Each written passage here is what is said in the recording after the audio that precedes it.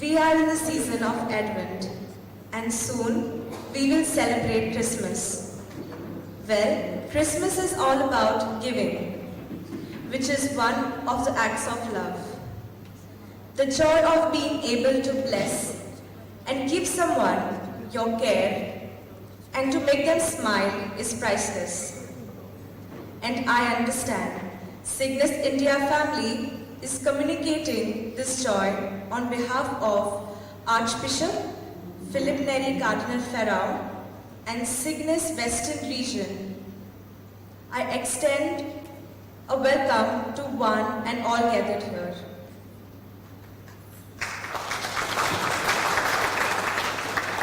And now I request Signis Western Region President, Father Olavo Caiado, formally welcome the delegates.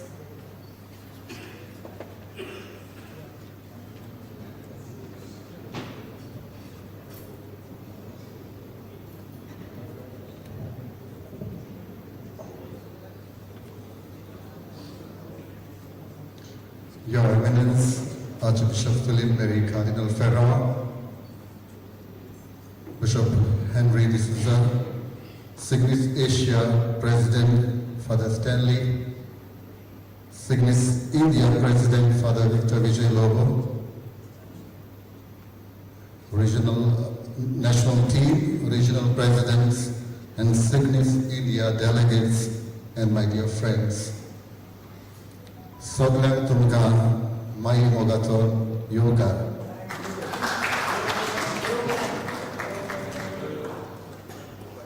Named appropriately the Spiritual Renewal Center, this is indeed a holy place. To be on this sacred hillock in the aura of our Saint Joseph Vase is the delight of every goer. This hill is a place where Saint Joseph was actually lived. And we are blessed to be here for this Signis India National Assembly. We have our Cardinal today with us, and his presence shows us that he cares for us as a friend. It's indeed a great feeling even to just be here. I thank each one of you for your presence. I especially acknowledge the trouble taken by many to travel from far and wide, sail or rail, Davani or Mopa, Athal or Zwadi Bridge, Blue Taxi or Goa Miles app. I'm sure each one of you surely have been amazed by the new technology that changed the structure and processes in Goa. I'm filled with hope that this event of 3 days, as the word Signis says, will ignite sparks of possibilities and help us explore new paths.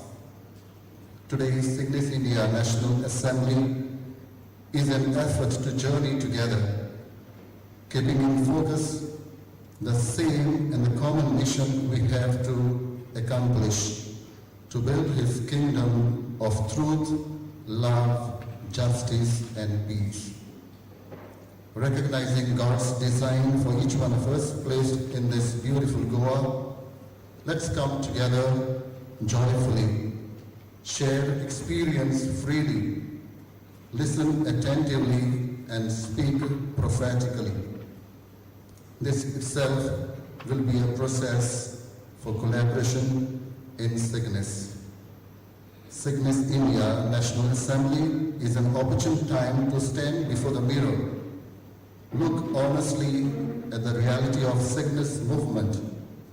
In media terms, name the lights and shadows. We Goans are large-hearted people, and we believe in hospitality. In our language, greetings and thanks evoke the name of God. So I thank you for coming to Goa and say, Dev Pari Guru. May God bless you. And once again, I welcome you and wish you all a beautiful journey together for the Signis India National Assembly in Goa. Welcome.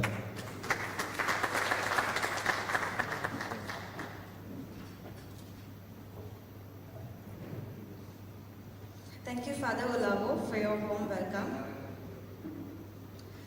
God is light, and in Him there is no darkness at all. If we love God and in the same measure love all our brothers and sisters, we walk in this light. To symbolize this light in our lives, we shall now have the traditional ceremony of lighting the lamp. For this very purpose, may I call our most reverend Father Philip Neri Cardinal Ferrao, Archbishop Patriarch. To accompany him, we have Most Reverend Bishop Henry D'Souza, Bishop of Belem Diocese, Father Stanley, Signis Asia President, Father Victor Vijay Lobo, President Signis India, Father Justy and Sister Tessie, and Father Olavo Cayado and Sister Molly Fernandez.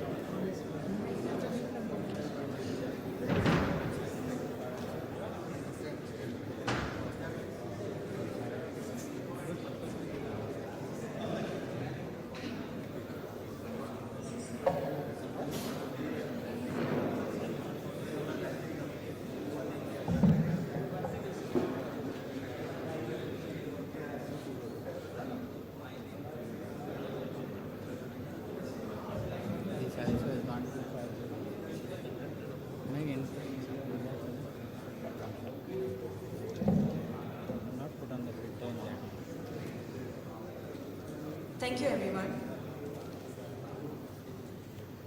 How great is our God, a graceful song which portrays the divinity and the mighty power of our King, our God. He is the beginning and the end, worthy of all our praises. Presenting before you a prayer dance by the novices and sisters of Franciscan Missionary of Christ, the King Convent, Old Goa.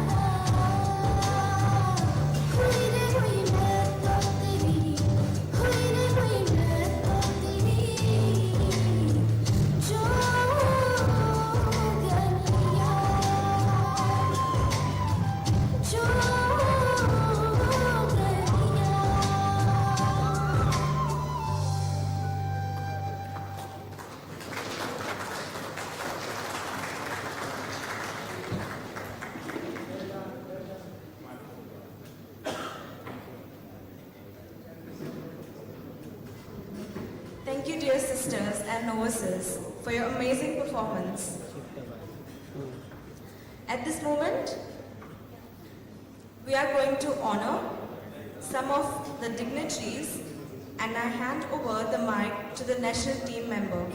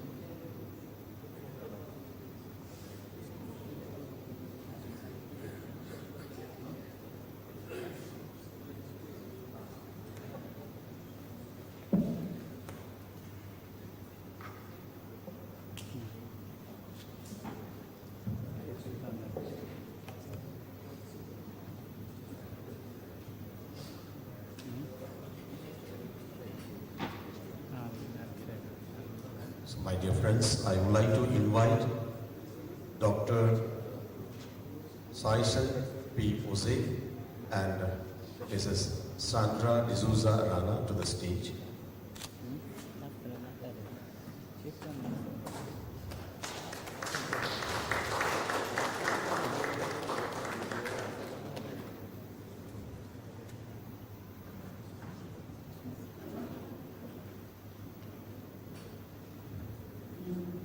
Today, Signis India is very proud and honored to honor the great people in media, especially Mrs. Sandra D'Souza Rana and Dr. Saison P. Jose for their wonderful contribution in the mainstream media through their Face of the Faceless.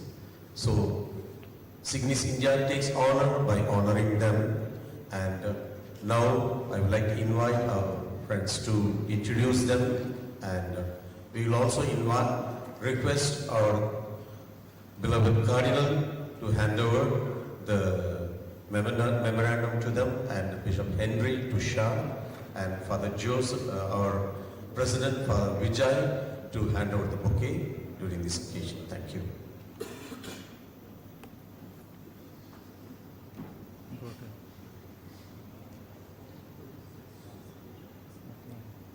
Dear Signis India fraternity, I am very happy to introduce Dr. Saison P. Jose, the director of the film The Face of the Faceless. Dr. Saison is an internationally acclaimed filmmaker, cameraman and photographer based in Mumbai, India. Dr. Saison has been recognized for his compassionate and humanist voice, emphasizing the potential of the human spirit with a focus on universal intrinsic needs, environmental awareness, and solving global issues through the art and scope of film. Among the esteemed organizations that have bestowed awards and certificates on him for his work on social issues are the United Nations, the US Embassy, the International Labour Organization, and the International Independent Film Awards. Currently, Dr. Saison is the Associate Dean and Head of the Department for Film and Television at XIC St. Xavier's College, Mumbai, India, and teaches filmmaking around the world. His feature film, The Face of the Faceless, is based on the true story of a Catholic nun, Blessed Sister Rani Maria from Indore. She was murdered for empowering tribal women, children, and standing for the poor. The film speaks volumes about the aspects of love, sacrifice, service to the humanity at large. I would like to invite our friends to come and honor Dr. Saison P. Jose.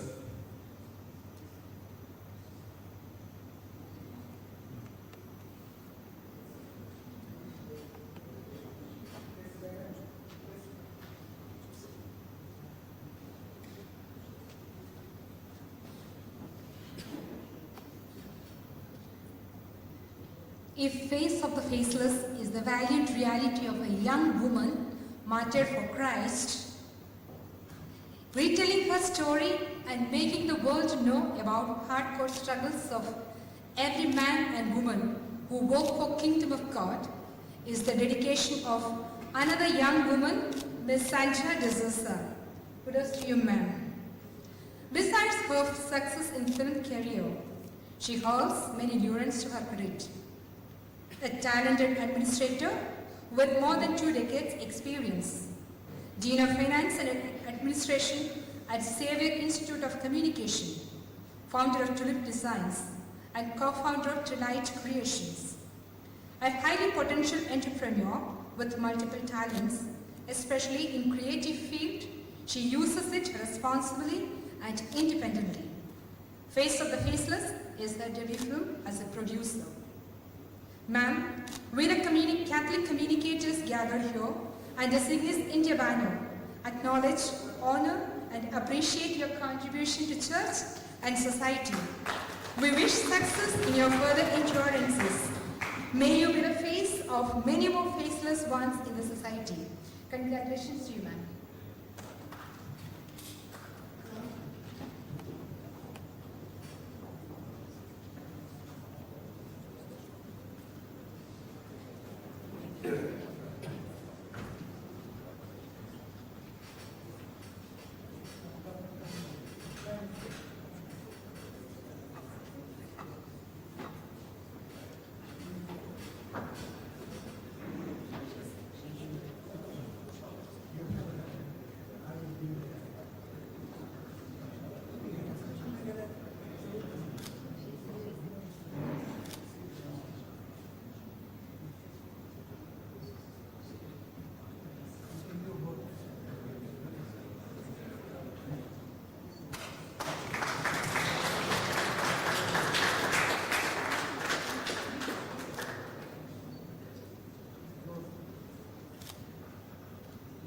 Remain evergreen. All right.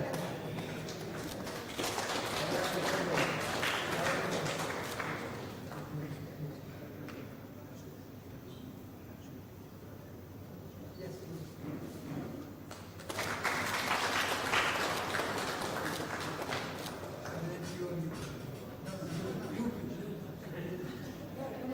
Come on, you.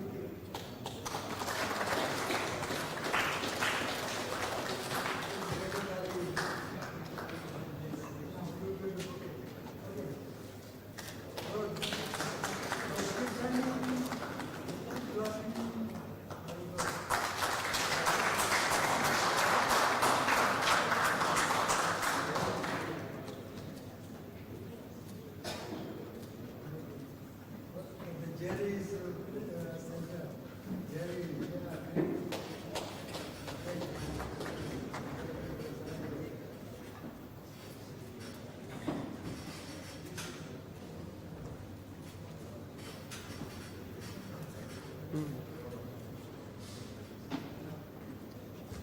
Good morning to everyone.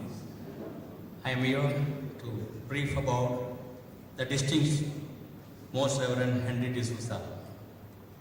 He serves as a bishop, esteemed 4th bishop of the Bellary Diocese, embodying a spiritual luminary and a compelling advocate for a societal progress. Born on September 9, 1949 in Mangalore. His life journey reflects a profound dedication to the well-being and advancement of the Catholic community. In 2008, Bishop D'Souza assumed the episcopal role, marking the commencement of his visionary leadership in the Diocese of Bellary. Grounded in a history of service, he previously held the position of Executive Secretary for Social Communications at the Catholic Bishops' Conference of India, headquarters in New Delhi. Noteworthy contributions include his instrumental role in crafting the National Pastoral Plan for Social Communication 2003. Additionally, he served as the National President of UNDA CIC, now known as Signis, and held the position of Asian Secretary within the same organization. Beyond his diocesan responsibilities, Bishop Henry D'Souza has held pivotal supra-diocesan positions such as chairmanship of CPCS Office for Social Communication, chairmanship of NISCOT in Delhi, and the role of ecclesiastic advisor to ICP and Signis India. Notably, he played a significant role as the apostolic administrator of Diocese of Simoga from 2012 to 2014. Bishop Henry D'Souza's legacy transcends ecclesiastical boundaries with a profound impact on education, culture, and community development. His pioneering initiatives led to the establishment of Sandesha, a foundation for cultural and education, Sandesha College of Fine Arts, the Karnataka State Level Sandesha Award, and events such as the Catholic Karavalis Chitrotsav and Triveni Sangama, all aimed at fostering diversity, language, and culture. This is what brief about Bishop Henry. I would like to call Bishop Henry D'Souza on the back.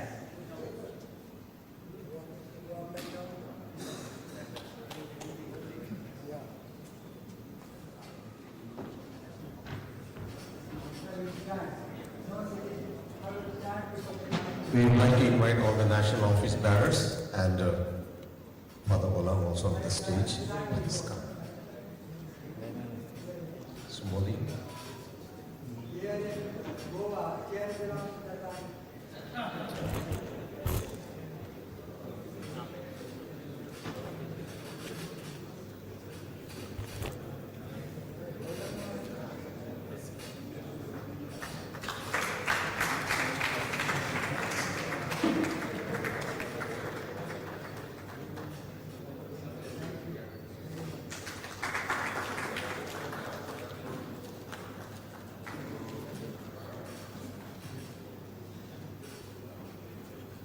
Thank you. Thank you.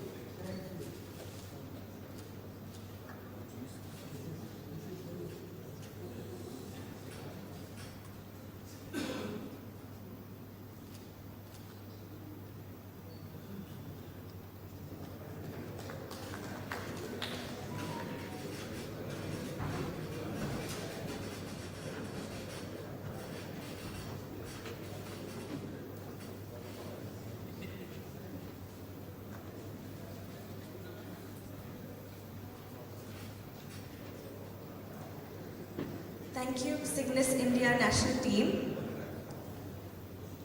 Requesting His Excellency, the Most Reverend Philip Neri Cardinal Ferrao, the Archbishop Patriarch, to kindly share with us his words of wisdom.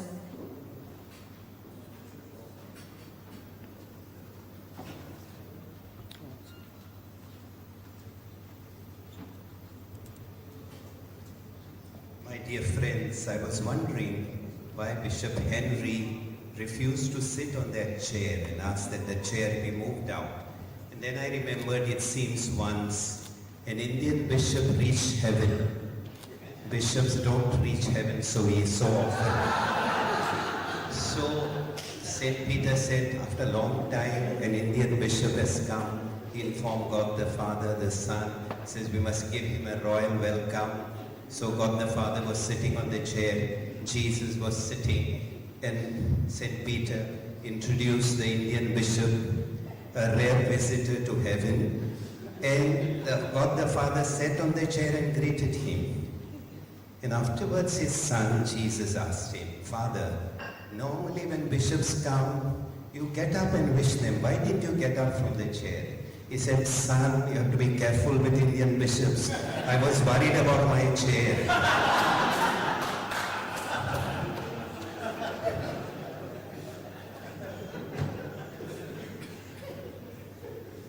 Rachel Mendes is our vibrant compare today. First time when she referred to me, in between the many titles that she gave, she used the word Father, Father, and I was so happy.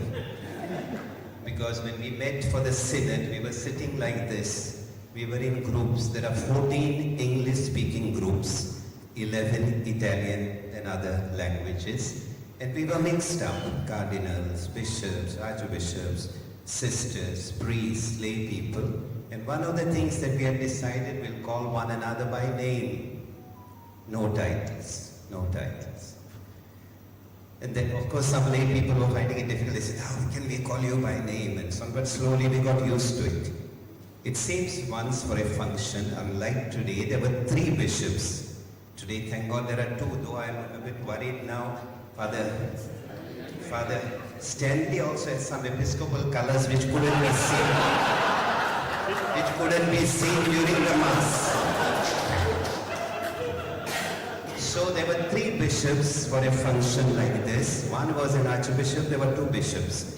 And the compare, like Rachel, she thought, I will give each of them, 3 of them were sitting, archbishop in the middle, I'll give each one of them a different title, not repeat the same thing. So she began, Most Reverend so-and-so Archbishop. Then the other one was sitting on the right. She says, Right Reverend so-and-so. And when we reached the 3rd now, she says, what to do now? And the fellow said, either call me wrong Reverend, because the other one is right, or left Reverend. So it's better to avoid titles, at least as far as I'm concerned. Father or the most bishop is enough. We don't need too many titles. Rachel, you did well when you used the word Father. Most Reverend Henry D'Souza, Bishop of Bellary and Chairman of our CBCI Office for Social Communications. Reverend Father Stanley Kori Chira, I hope I'm pronouncing correctly, President of Signis Asia. Reverend Father Victor Vijay Lobo, President, Signis India. Our Signis India office bearers, Mr. Sumit Dhanraj, Father David Rokiam, Father Milton Kalapura, it's not Kalapura, there, Father Milton Kalapura Kal, Sister Tessie Jacob, she's here, and Father Justy, very good. And then we have Father Olaf Kayadu, President, Signis Western Region, our 2 guests of honor, whom we have felicitated, Miss Sandra D'Souza Rana and Mr.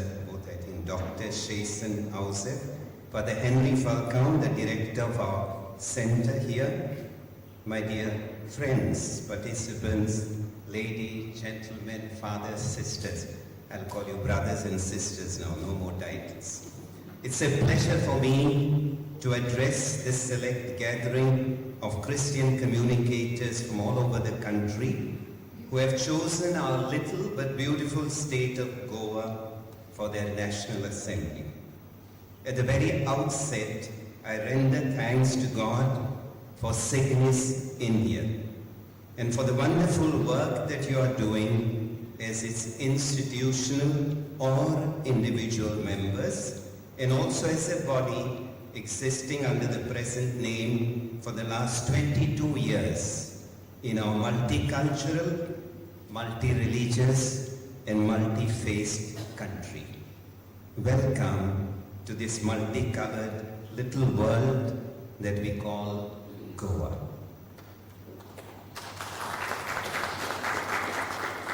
It's heartening to know that you are endeavoring to respond to the call of the Church to transform our cultures in the light of the gospel by promoting human dignity, justice, and reconciliation. In one word, by promoting a culture of peace through the media. The theme that you have chosen for this assembly is speaking with the heart, the truth in love.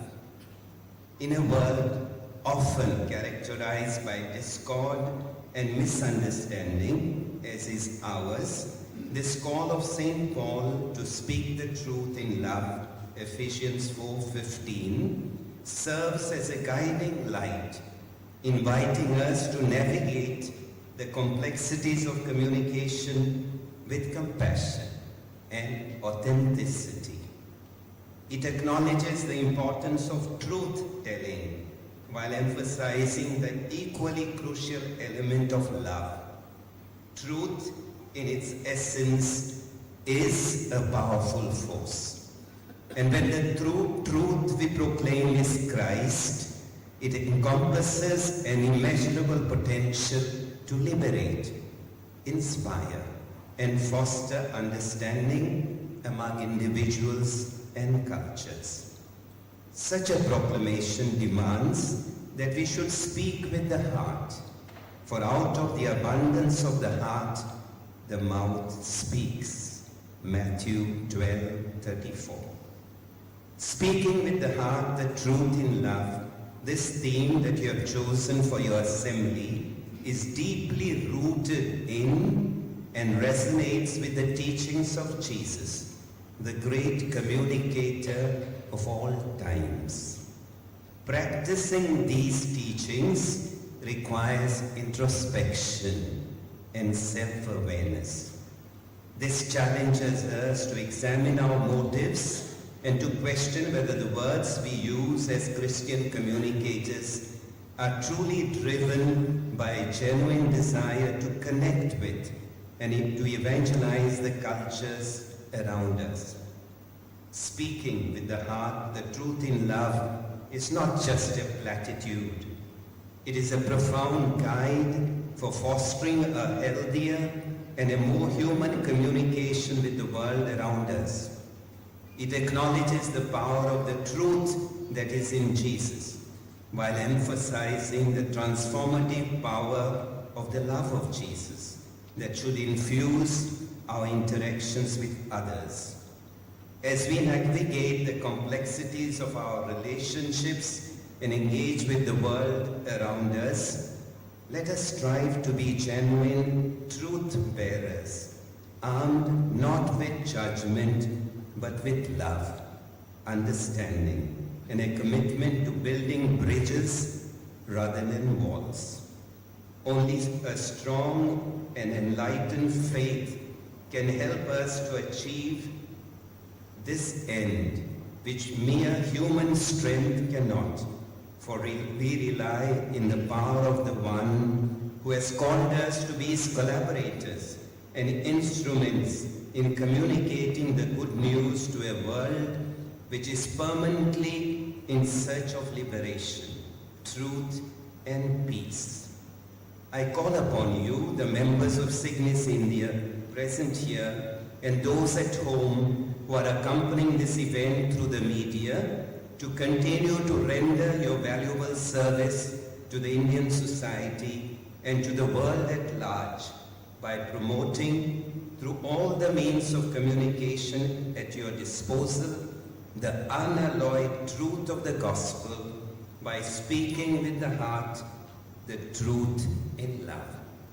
I was telling you the Synodal Assembly, the first stage that we had, in which I had the privilege to participate, has come out with one document called Synthesis Report.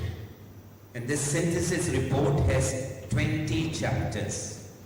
And in each chapter there are 3 parts. The first part is convergences, where we have all agreed, people, 350 delegates, we agreed convergences.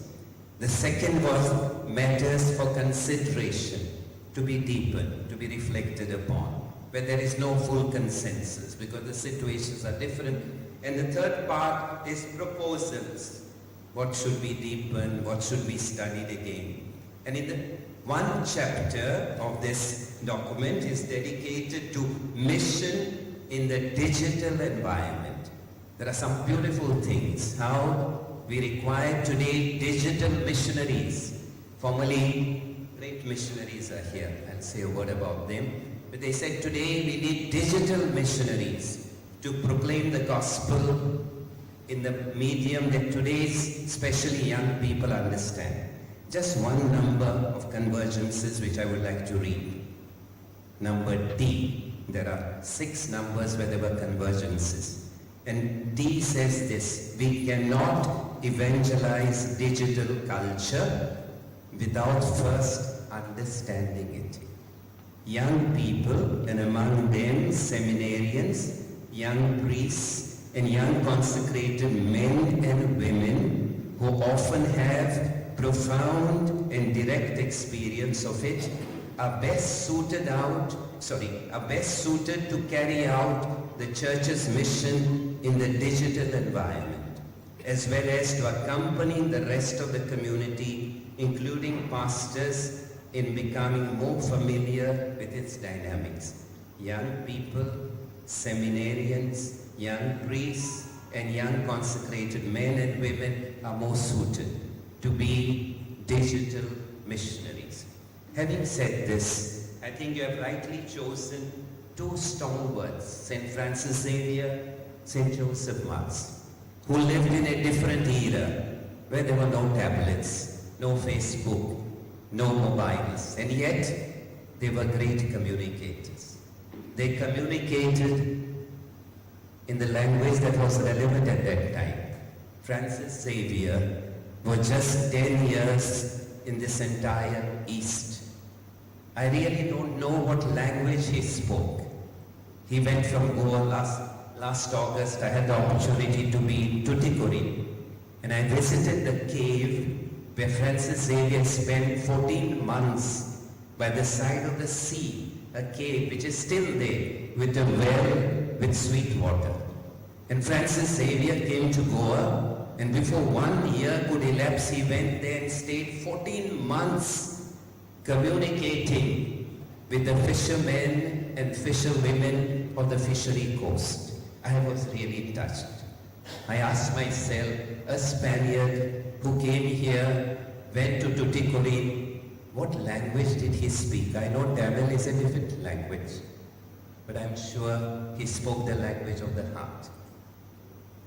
Here, wherever he went, he rang the bell, gathered the children, gathered their parents, and communicated. And he said, I let them enter by their door, and I take them out through the door of the gospel. They were great communicators. 10 years, and yet this great missionary traveled more than 50 kingdoms. Not only India, Tamil Nadu, Kerala, Sri Lanka, Malacca, Japan, and he had his eyes on China. He visited 10 years, more than 50 kingdoms, lakhs of people whom he drew to Jesus. What language did he speak? The language of the heart. And people understood him. Another stalwart who came from Goa went to Sri Lanka. Another beautiful, great missionary but different. He went in the power of the Spirit.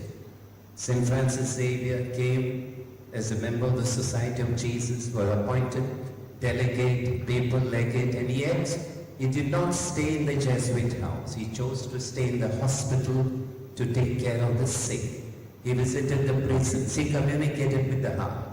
Similarly, Joseph Vaz learned Tamil, learned Sinhala when he was dying, and his own companions, priests from Goa, who spoke Portuguese and Konkani, asked him to give the final message. He didn't give it Portuguese, neither Konkani. He spoke Tamil, he spoke Sinhala. And one beautiful thing of his communication, which is relevant for you and me, his nephew of Joseph was to be ordained a priest. He was a deacon. And he wrote a letter. That was a time there were no mobiles. Letters took months to reach Sri Lanka. He wrote a letter asking his uncle priest, I'm about to be ordained a priest. Please give me some advice which will hold me in good stead in my priestly life and ministry. And Joseph Vaz wrote a big letter, but the title was, Jesus is the sun, S-U-N, you be the moon. Jesus is the sun, you be the moon. As we are all aware, moon has no light of its own. It absorbs the rays of the sun and radiates them. Joseph Vaz was telling his nephew, you want to be a communicator, absorb the light of Jesus, radiate that light by speaking with the heart the truth in love. And that's what I wish for you today. I gladly invoke divine blessings on each one of you. And I thank you all for the help that you are rendering to the church in India and to the church at large with your specific skills and your rich and varied experience coming as you do from every corner of our subcontinent. May the grace and the peace of Jesus, the great communicator, be with you all. Thank you.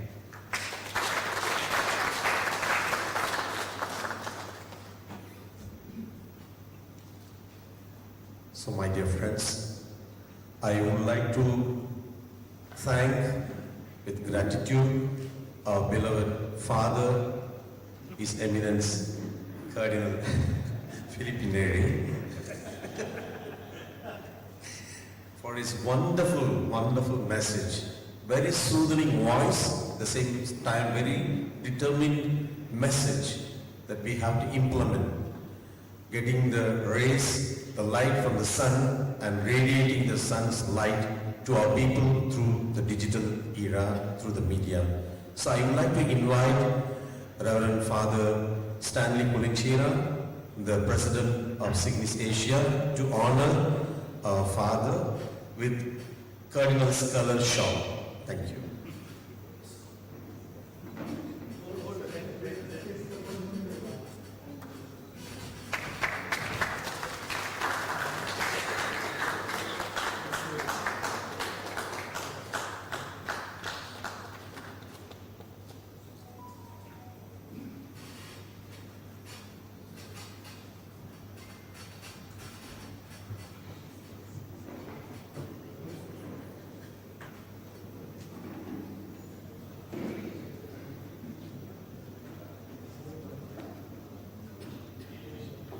Thank you, Your Excellency, for your inspiring, thoughtful and wonderful message. It was indeed a privilege and honor being here. Thank you and Diyo Bore Guru. Let us now get ready for keynote address. I request Karnataka region to introduce the speaker.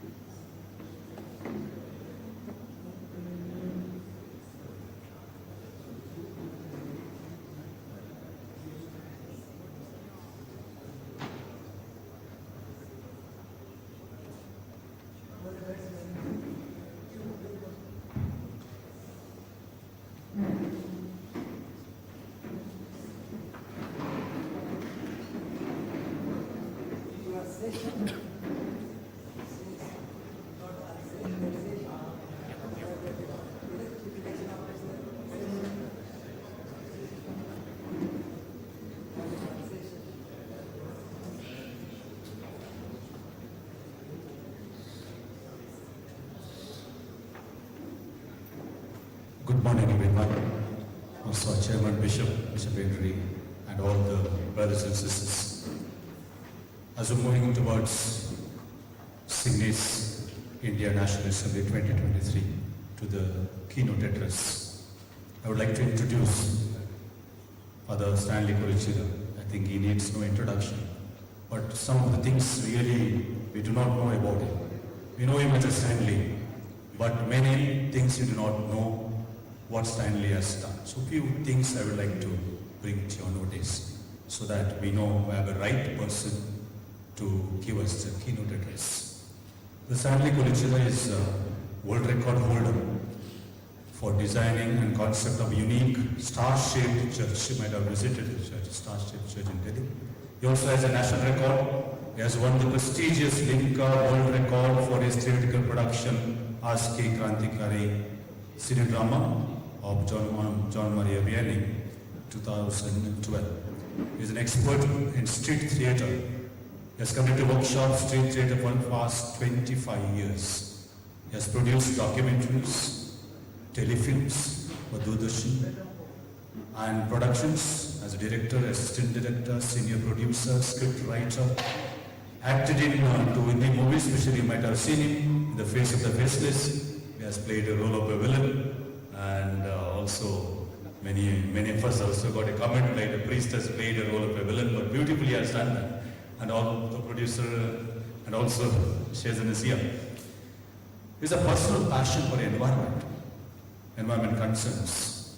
A few of the things I would like to tell, which is very much relevant for us. He was the president of Signis India, and now he is the president of Signis Asia, World Catholic Communicators. Director of Vishwatika Eco Spiritual Center. well qualified person in the field of communication. He has PhD in communication, Masters in sociology, Masters in mass media. He is a street theatre specialist, communication specialist, skill trainer. There are so many of us, I just try to highlight a few of them. Also, he's very good in media field. So, starting from photography to interior designing, graphic design, stage lighting, sound, etc. Very good person for theatre and also sound and light programs. He has done so many sound and light programs. I don't want to mention. Few of them already I said. And more than that, two more things which in my own experience I would like to tell you is man of deep insights. Though he looks very jovial, stylish, and will go and make fun of him, but deep within he has very deeper insights. On behalf of all the people gathered here under the bishop, I extend a warm welcome and give us a keynote address, put us on the right track. Where shall we reach at the end of Sinan 2023? A warm welcome to Father Stanley Pulcher.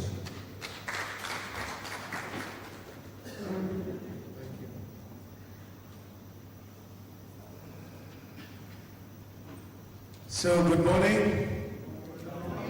Not very loud anyway. Most Reverend Bishop Henry D'Souza, Chairman Bishop, CBCI Office for Communication. Reverend Father Victor Vijay Lobu, the President, Signis India, Father David, Signis Board, and my friend Saisen, Dr. Saisen and Dr. Sandra. It is unge badav, and because of them I got a chance to be in the movie. So thank you very much indeed. There's some technical error. I was supposed to do a PPT, but it's okay. But I thought it's better I read it out to you. That is easy for me to communicate. Okay. Now, I was a bit reluctant when I was kind of asked to give the keynote address on this day. I never expected that I would be sharing this thought while the bishops were here. So, so I'm a bit nervous as well because of the benign presence of the bishops here. And the fathers, you have seen me, heard me a lot of times. And members of the Signis, I am not new to you. So the whole thing, I was so excited in the morning when while the bishop was speaking about the whole theme itself. I was thinking that half of my job is done. The bishop has done a very good job by sharing the whole concept of the theme of the thing. So this year, Signis Asia chosen the theme, communicating the gospel with the heart in the digital world, inspired with the world communication message by the Holy Father for the year 2023. After the discussions and deliberations at the Asia level, I'm so glad that the Signis India is also taking in the same theme in its entirety. So it's something very exciting. So speaking with the heart in truth, in love, Ephesians chapter 4:15, based on the scriptural verse of Ephesians, which St. Paul writes to the Ephesians, instead speaking the truth in love, we will grow to become in every respect a mature body of him who is head, that is Christ. So we have taken only a phrase of the whole concept because the whole thing what St. Paul envisages today is to create a mature body. One of the things that I keep hearing in most of the time in my personal life was that, that priest is not a very matured person, they'll say, So the whole thing is, I was thinking about what is the whole concept of maturity, what it means. Then maturity, we think that when you grow your hair grey, you become mature. Nobody matures when. Maturity is the ability to make right decisions at right time on right subjects. So you can be playful when you are with the kids. And you can be a decision maker when you are with the administrative system. You need to play different roles according to different situations that we are in. So a person who is serious all the time, maybe it's very difficult for that person to communicate with children. So when St. Paul encouraged the people of Ephesus to speak very seriously to create a mature body of Christ, mature body belonging to the head, which is Christ. So the thing is, as communicators, what are the things that each of us made over these years to create a mature body of Christ? So the challenge for us today is to take check and balance on our communication activities. Maybe this center, the St. Joseph's Spiritual Renewal Center, seems to be a perfect place for an introspection. The reason is you don't have network here. Alright? So when I was walking in, I was looking and I found some people looking like this and walking around to find somewhere I will get in simple, So the networking is, we call it. The church always emphasized on human communication, social communications. And this center actually enables that social communication, human communications happen because of the lack of connectivity with the external world through the cyber excitements that we are so used to. So, what is important is to communicate, that is what I have personally ever made and what are the personal efforts that I have made to communicate. That is to listen, to go, to see and speak with the heart. I'm saying this because Holy Father has over the last 3 years forcefully, rather with a great vision, he has created this theme to reach up to this situation. What I would say is, when we are following the great example of the communicator par excellence, Bishop Cardinal himself was sharing that, we are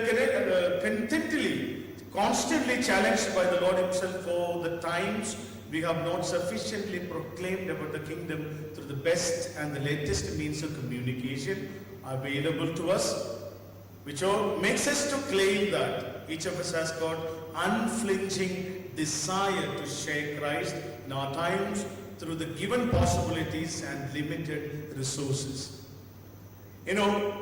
Bishop was saying about these great saints here. They had limited resources, but with the passion that compelled them so much, so powerful.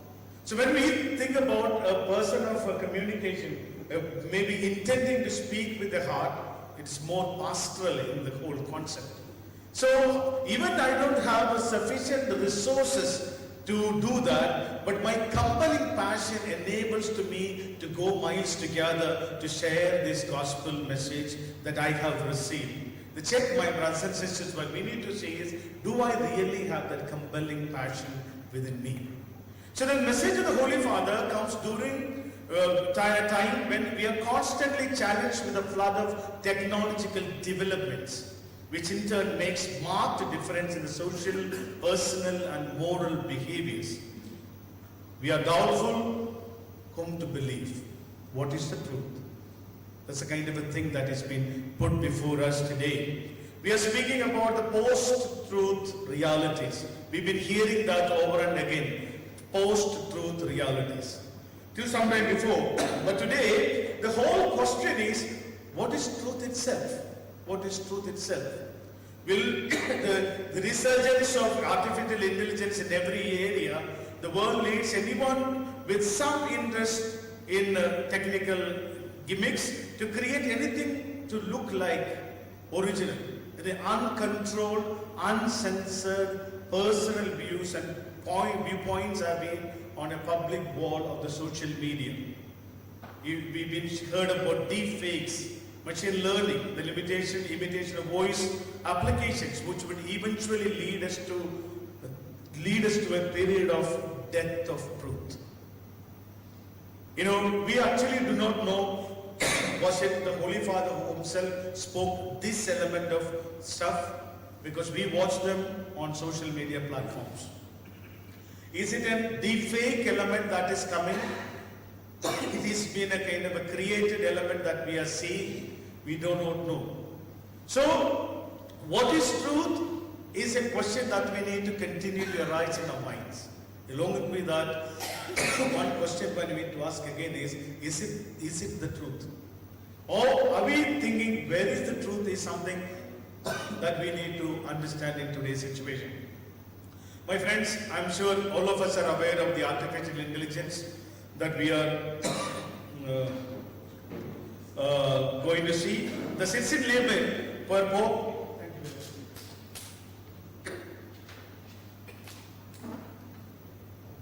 The next communication day message in January 24 will be on this, because the Holy Father and the team is actually making effort to kind of place in situation the artificial intelligence and its effects on media realities that we are facing today. So we have a situation where the rise of the artificial intelligence, people decide making decision for me is happening.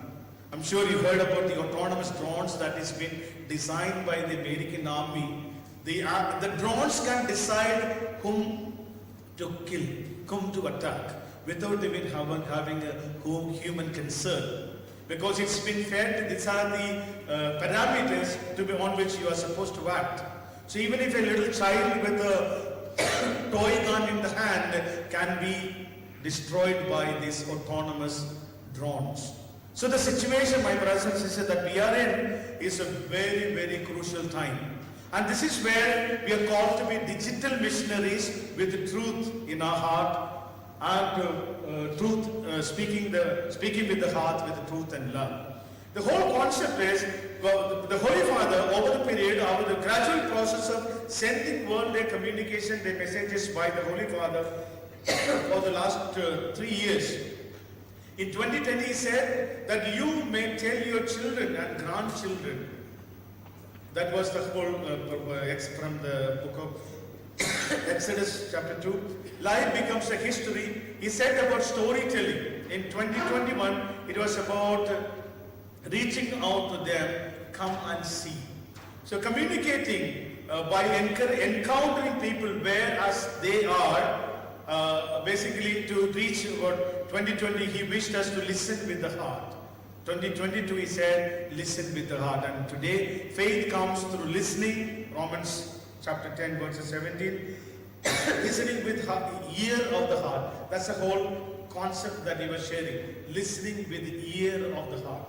Today, this year, he is calling us to speak with the ear, speak with the heart. Every communicator, also each of us, if we believe that we are communicators, we need to be a person who build human communities. Technically, we are supposed to be bridge builders. Cardinal himself was sharing that part in his sharing. So the community, we are called to be bridge builders. You know, the word pontifex is something that's similar. Communication is between two persons or between a group of people. The whole thing is my ability to using the available means of communication, am I able to build bridges? Thinking ourselves in our communication in Indian Signis board, how much actually are we communicating with each other? How transparent is our communication systems and practices? How much of our activities been shared there? Or are we growing critical in everything that we do? Are we going critical about the selection process? Are we going critical about the way things are being organized? Are we going on a kind of an extensive point of criticizing everything that surfaces on your social media or your micro-blogging sites? If that is happening, my brothers and sisters, we are definitely neither listening with the heart, with the ear of the heart, nor speaking with the heart itself. So the challenge today before us is to call us to be heart speakers. If you remember, when you use the word heart speakers, it's technically an oxymoron. The reason is, when heart speaks, you definitely don't require words. People say, when a husband and wife grown old with grandchildren and great-grandchildren, they could sit one side of the house and the other side. The husband sits there and the wife sits here. Not even talking to each other, no words uttered, but they communicate the intensity of human love there. So when heart speaks, you don't require words.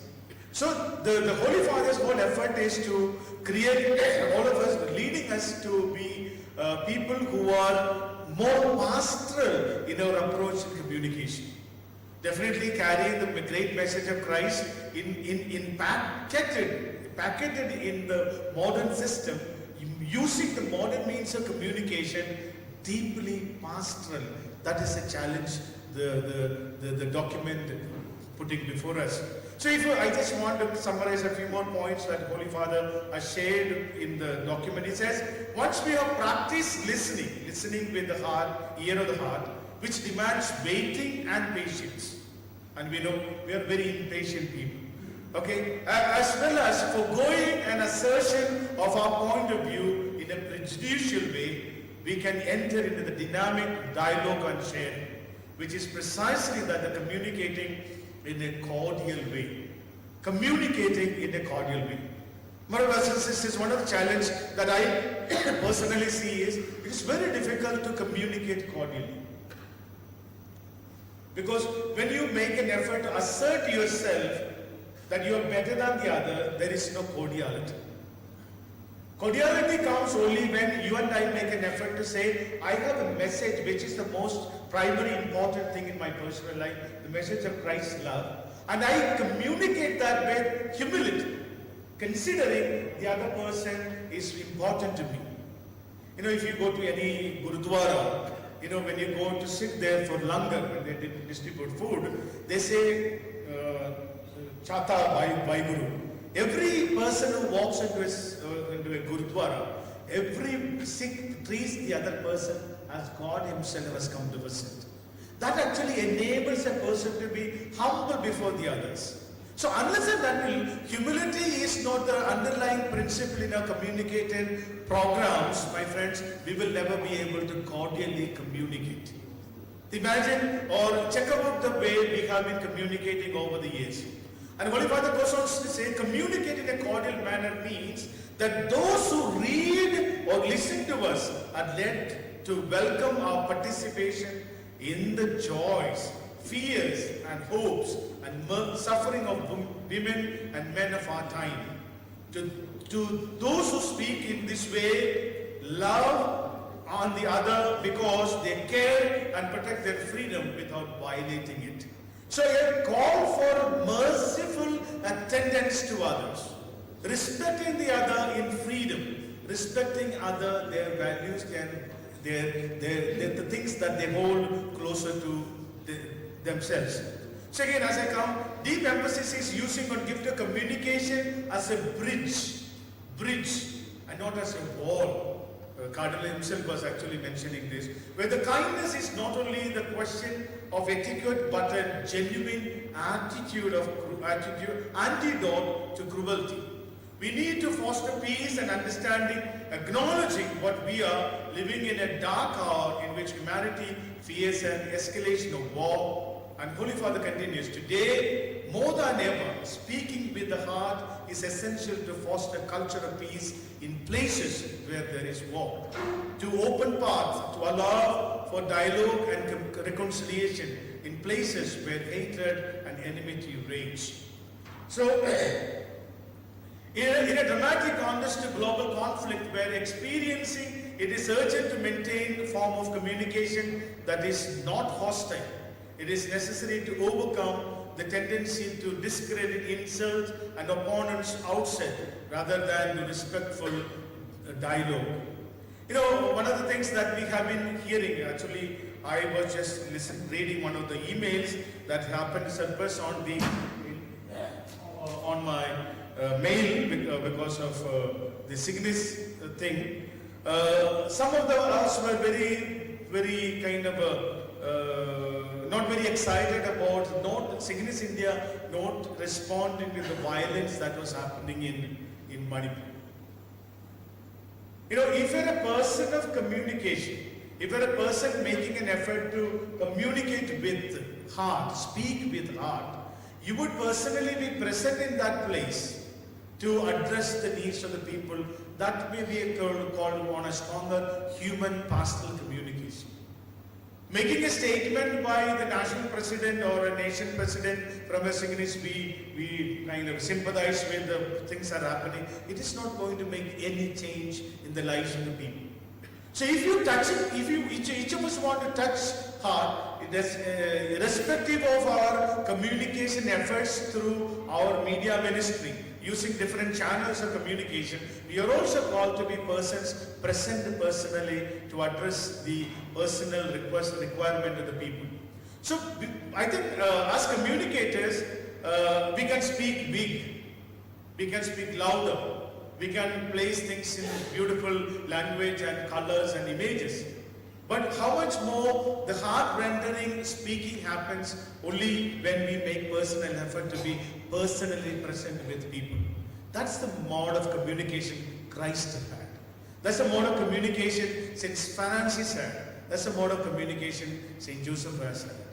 So can I be personally present to people who are there, especially while we speak about the digital missionaries, okay, cyber missionaries, all those terms that we are saying, reaching to the youngsters through the kind of a digital space. When we speak about that, how much of a time each of us could spend just being listening to young children? They are on a very kind of a short-lived, we call low resolution attitude. Okay, they're on a kind of a viewership, likes, okay, on a kind of a viral tendencies that is prevalent among them. So as communicators, communicating leaders, am I able to go beyond these viral attitudes of the children or spend or listen to them personally? So my friends, I just would like to conclude with those few words. What do we need to carry from our deliberations here we have? Just 2 days. The team has beautifully planned for beautiful sessions, picking up from the scriptural, digital side to give you the best possible way. What we need to say is the organization has leveled a great thematic presentation of the proposal. Hope this could yield some kind of a beneficial outcomes. I would like to conclude with sharing the calling us to be passionate communicators. Remember the time when you started your missionary life. Remember the time when you jumped into communication ministry and system. How passionate were you? Do you still have that fire in the belly today? Are you still passionate the way you were passionate years before? I personally can share when I started doing street theatres in Delhi. I started doing them while I was a seminarian. While as a priest I was still doing street theatre activities in Delhi. The excitement for me was so much. But over the time it has drained down. It has drained down. So but I keep saying that I've channelized my energy into some other way of communication. But I know the passion still is for me to do a street theatre before people, tell them this is it. Group communication is so very powerful and effective. So rekindle in us, my brothers and sisters, the initial passion for communication that we have with the heart of Jesus, with the heart of the apostles who were again filled with the same passion to share Christ. In the vicinity of our physical and spiritual presence of St. Francis Xavier, the patron of the missions, what compelled him to travel to this land to preach the message of love? It was his encounter with Christ. We are challenged, my brothers and sisters, to encounter him once again. If each of us need to be speaking with the heart, truth in love, we need to realize that I have encountered the communicator par excellence, Jesus himself. And that compels in me the passion to share Christ with others. So today, as we come together on our annual assembly, my brothers and sisters, I would like to say, let's rekindle in ourselves. As I began, this is a beautiful place, the Renewal Center. Just think about how I began my ministry as a communicator. How earnestly I was speaking with heart. Because heart speaking, as I said, you don't require words anymore. So let's pray and make an effort that these deliberations, these 1.5 days, may grow into a kind of a fruitful rendition of a heart song, which all of us could sing together as people communicating with passion and excitement. People who have encountered Christ in their personal life, whose heart is zealous, like the woman Jesus met at the well, to share Christ to the world. God bless you all. Thank you very much.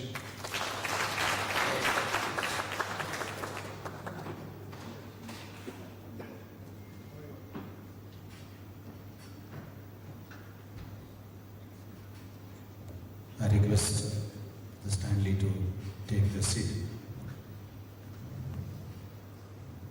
As I said in the introduction, the keynote reader's introduction, the Stanley is a man of deep insights.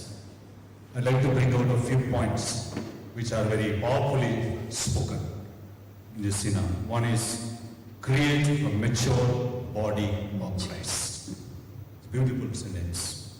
Second, human communication should not be neglected in mere mad race of virtual digital communication. Giving the example of this place. Third, very beautiful message. Passion to communicate is more important before choosing the means of communication. The third, speaking the truth, he said, truth should not die in our media creations. And he said at the end, we are called to be bridge builders as Catholic communicators, not the wall. When heart speaks, it goes beyond words. And finally he said, personally present amidst the people and speak with the heart is very important, quoting to little to Manipurish. So having heard the beautiful insights of Stanley, if you have got any questions, we have hardly 3 to 4 minutes because we're running behind the schedule. So if you have got any points, any comments you'd like to make, you need to come forward here. I think we don't have a cordless my other sister is here. This will take 5 minutes and within that we'll wind up the session because already running behind the schedule. Sister is here. If you want, if you would like to speak, sister will give the mic. It looks like very, Bishop has. Don't ask questions. You can compliment, don't ask questions. Yeah. During our sister organization, ICPS National Assembly, one issue came up, and that was, yes, you speak the truth, but what happens after speaking the truth?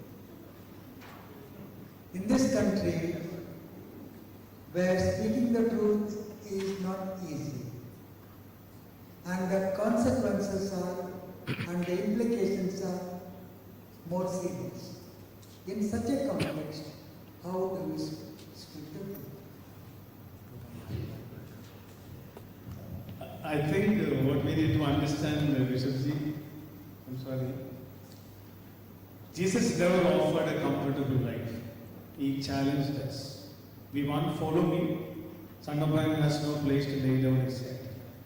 So when I am an ardent follower of Christ, I am challenged to speak the truth without measuring the consequence. Come what may, I will stand for truth and justice. And you may have to lay down your life, that's fine. Then some years later, Shaisen will make a movie again. You know, that's the beauty of it. I think because of the consequences, I personally have faced a lot of problems because being in Delhi, when you suggest something, the first thing is, what will be the consequences of the action? See, if you think about the consequences of the action, we will never do anything. We will never do anything. I think if I was in Texas in the month of June, one of the things that people asked me, why don't we stay back in the diocese? I said, there is an exciting period in India now. I better go back there. You can witness your faith very strongly now and being a comfortable son of the USS life. So that's one thing I want to tell you. Again, stand for truth, stand for Christ, come what may. You believe there is an eternal life, and that is the promise that we have. Thank you. Two more interventions after that. Anyone? Magimai, Dr. Magimai. Then for the Lord. Father Stanley, hearty congratulations for your wonderful presentation. All the points are very, very relevant and very crucial, very vital, very important. I want to share something last point that you made. You said when something is happening in Manipur, one has to be present there and do something. And that's a very, very important point. We call that as activism. So when you speak something, you have to be physically present there. I 100% agree with that, fully agree with that. But at the same time, if I'm not able to be there, I can create ripples. I can create some kind of effect wherever I am. So in that point of view, press conferences, press reports, discussions, some kind of lobbying, some kind of negotiations, meetings, conversations could have taken place. This is my personal view. I belong to some groups. Agree with that. This is my point. See, all of us need not be there on this spot. So some people are questioning. Christians were being burnt, Christians were attacked, Christian houses were attacked, around 450 churches were attacked. But where are we as media? No, many of us did our best. But in the future, maybe we have to do a little more. That's my point of view. Thank you. See, I agree with you. The activism is being present there, creating a ripples by kind of a media lobby, I would use the word, is very important. But then that need not be kind of an organization's press release, but every little individual making an effort, reaching out to the people who are on the ground is important. I know many of you, especially in Kerala, many of them made a lot of efforts to kind of counteract what was happening in Manipur. But then I spoke in the context of the few emails that I received from the Signis fraternity in India. So we speak, we don't act. And those who are acting at the forefront, we are not supporting. Here we have Father Theo from Trivandrum, the great work he was doing there, still doing. How many of us ever made an effort to support his efforts? Have you ever written against the Adani group? Never. But they are still fighting their battle. So create ripples through the medium that I use. Create ripple the medium that you use. Those who are activists, be present personally. We need to work as a networking with supporting systems. That was my concern when I was saying that. Last intervention, Father Robert.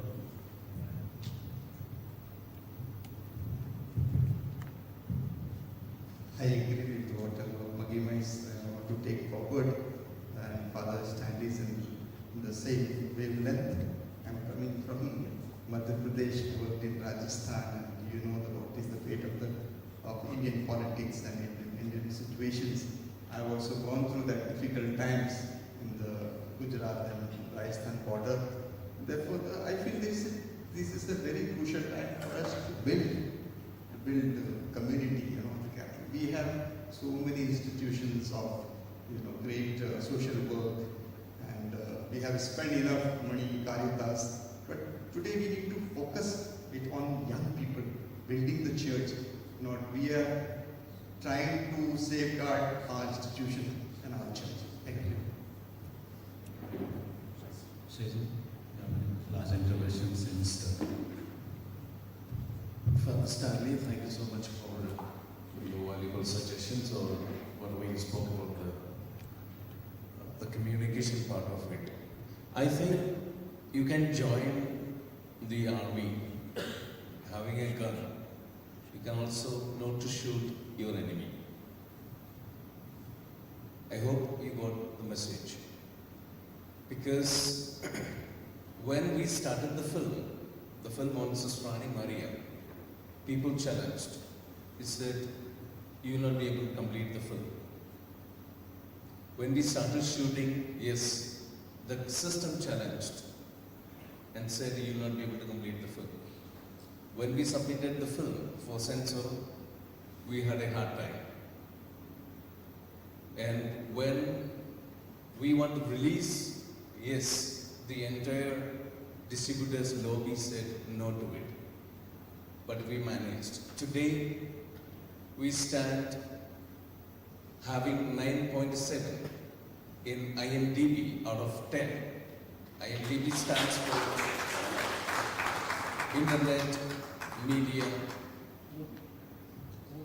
Movie Database. which means we stand international level having 9.7. Why did I say this? I think individually we need to take a step ahead in order to move our communication skills for His glory. Thank you so much. Yeah. Thank you. Thank you, Jason. As we're coming to the close of the keynote address, I would like to express my gratitude to Stanley Kuchera for giving us a beautiful message and putting us on the right track. As to the intercession of St. Joseph was, an intercession of St. Francis Xavier, definitely we can speak the truth. The truth spoken will not be forgotten. One fine day, like St. Francis Xavier and also St. Joseph was, we will shine and a name celebration be in the record because we have spoken the truth.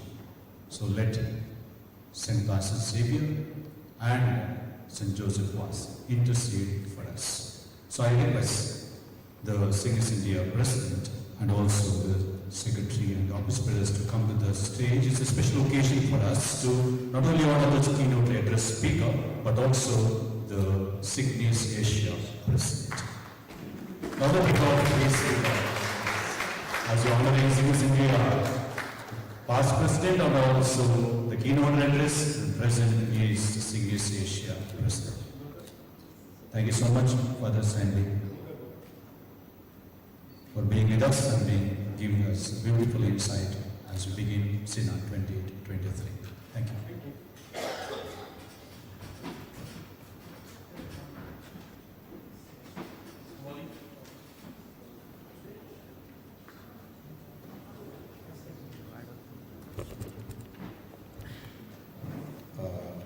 This time we have made a small kind of arrangement. Those who speak Konkani, please come to the stage. Konkani.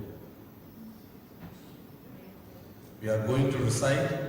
Every session will be start with the prayer, Lord's Prayer, Hail Mary, and Glory be the Father, in different languages, and they will introduce themselves. Konkani, please.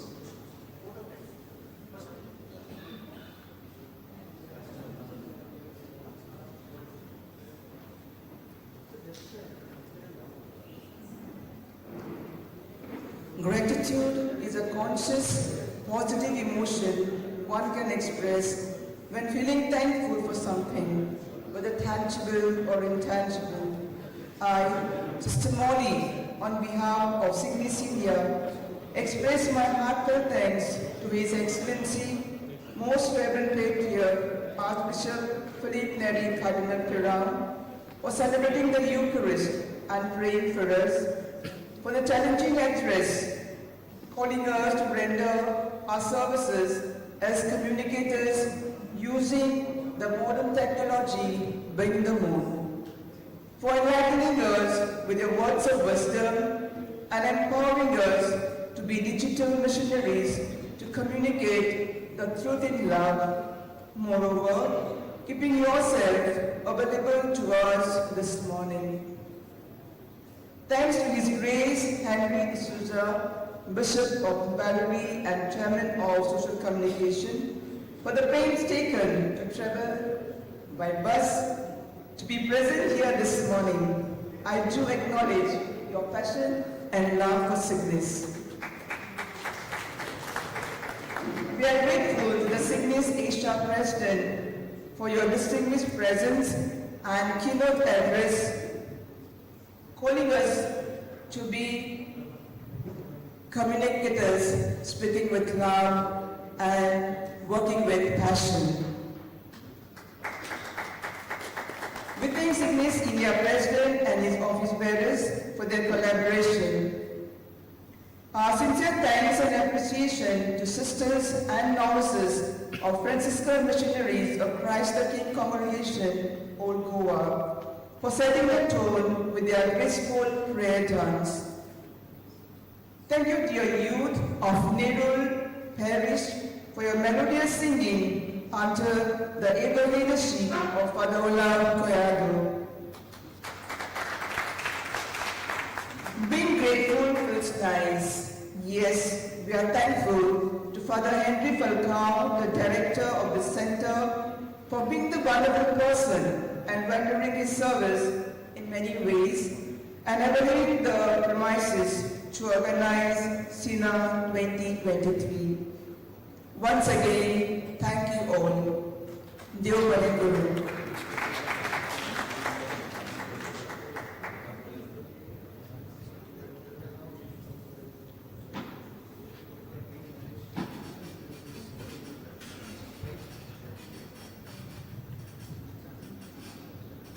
Kindly rise.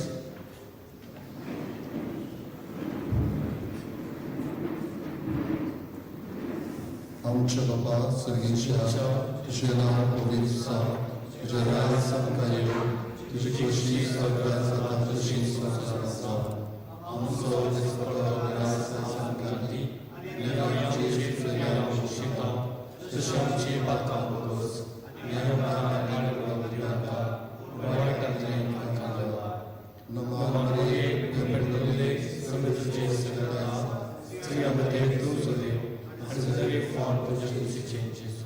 Bhagavate Rachamaye Amabhya Kali Vinatikara Ata Anjana Chana Moina Mabha Adipadan Pagitratanya Adya Shadi Sisata Asada Sarvata. Amen. Please be seated.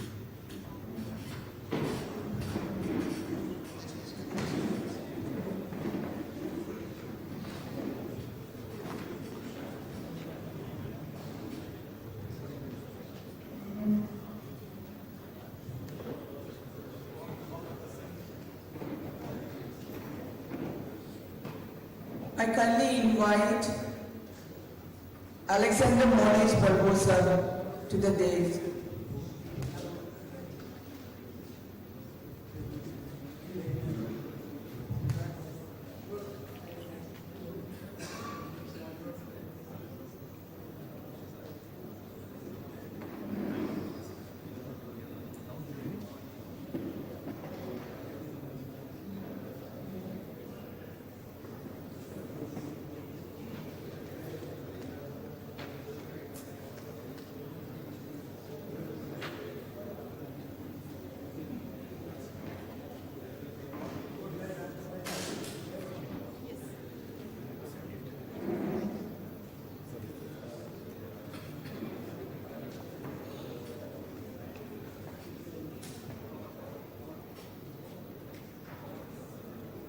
A brief profile about Alexander Moniz Barbosa.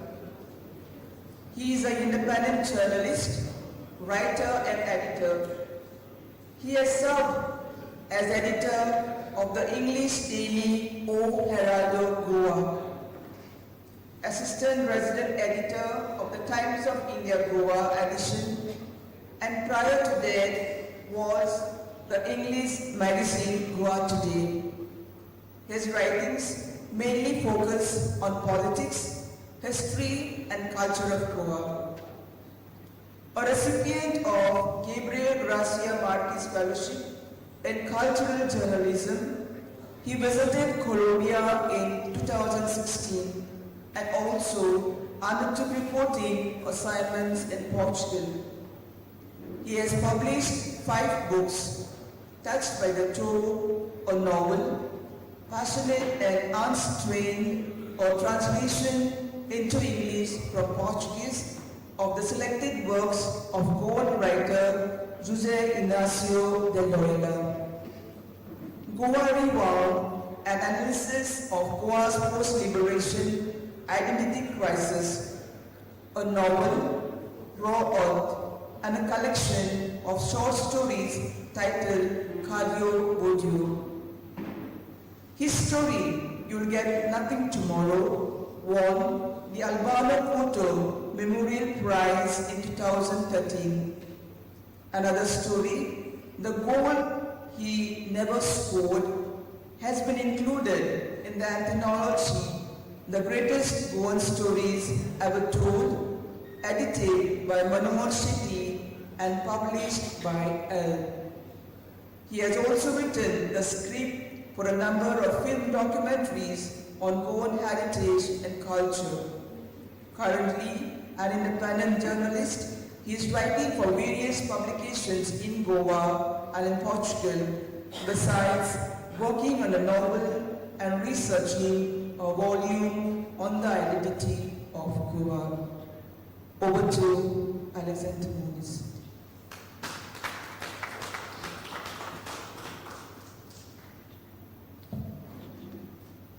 Thank you, sister.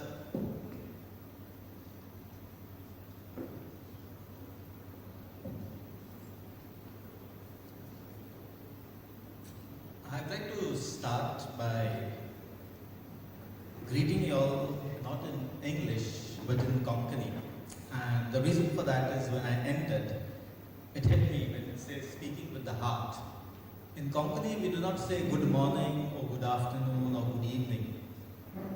We say Deo Baro Dis Deo, which is may God give you a good day. And that is what I wish everybody over here, not just today, but the next 3 days of this conference.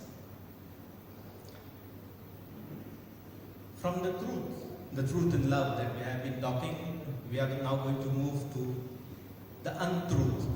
My topic is truth will set you free, but I'm actually been talking on fake news. I was rather surprised that an issue like fake news was the opening session of this conference.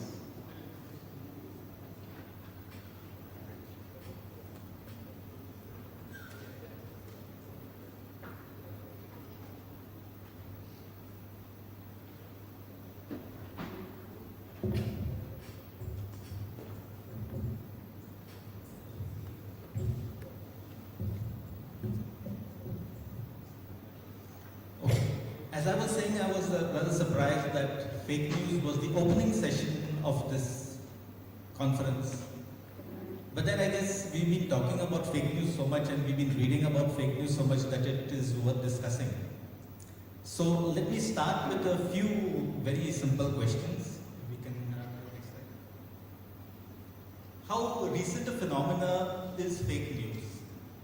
Is it something that has come up 10 years ago, 50 years ago, 100 years ago? Or is it started with the invention of Gutenberg's printing press? Anybody has any answer for this? It's as old as humanity. It's as old as humanity. It's true. Because my topic today is the truth will set you free, taken from John 8:32. But I would like to now go to another Bible passage. This is a passage that is quite familiar to most of us over here because it is read on the Monday after Easter Sunday. I'll read it out also. While they were going, behold, some of the guard went into the city and told the chief priests all that had taken place. And when they had assembled with the elders and taken counsel, they gave a sum of money to the soldiers and said, tell people, his disciples came by night and stole him away while we were asleep. And if this comes to the governor's ear, we will satisfy him and keep you out of trouble. So they took the money and did as they were directed. And this story has been spread among the Jews to this day. I've selected this Bible passage because here we have an example of fake news being created, being decimated, and also some corruption. So you had the Jews who went and told the soldiers, say this, which is not true. They were paid, and they also told them that if it comes to the governor's ears, we will take care of him. So fake news is there even in the biblical times, 2000 years ago. But it goes even beyond that. In fact, UNESCO, if I can have the next slide. UNESCO has also in its handbook on fake news come up with something that predates the New Testament. It says that mobilizing, and UNESCO doesn't call this fake news. UNESCO likes to has a term of misinformation and disinformation. It says mobilizing and manipulating information was a feature of history long before modern journalism established standards which define news as a genre based on particular rules of integrity.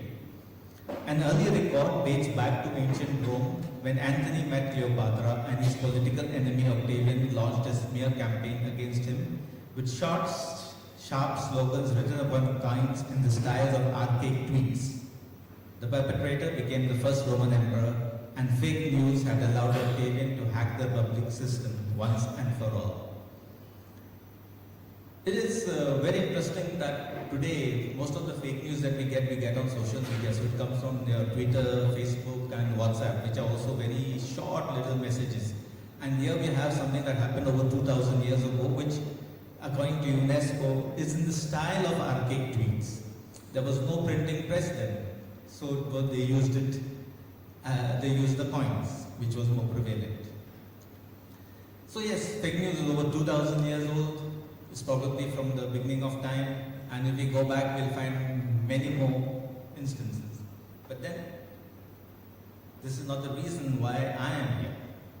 So I'd like to start with defining fake news.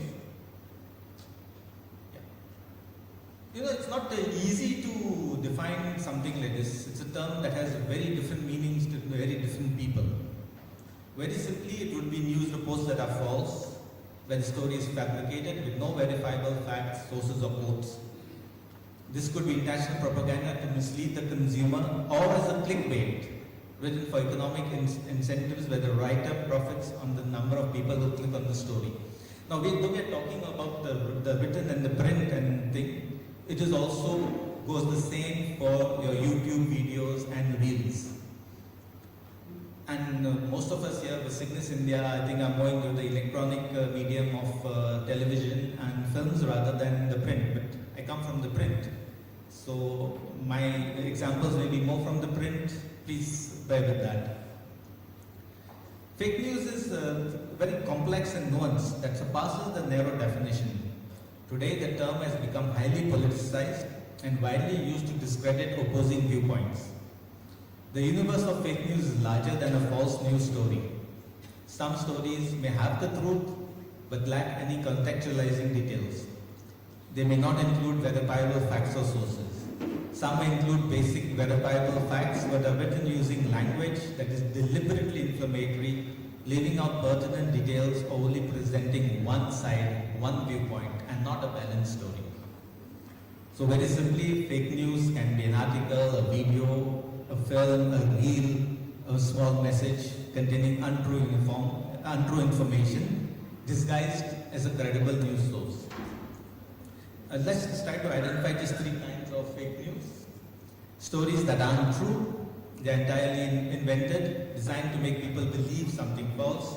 Stories that have some truth but aren't 100% accurate, deliberately done to convince readers of a certain viewpoint. Claims that are factually accurate stories are fake news. Now this is something very different. Something that is true may be claimed to be false, and I'll just come to that as an example later on when I'm discussing, because the individual doesn't agree or is uncomfortable with the facts. I really don't think I need to explain the first two, but I think the other one, the second one, is the individual speaks, possibly a politician, then only certain quotes are shown on the television or reported, and there is no context to them, and it can get quite controversial.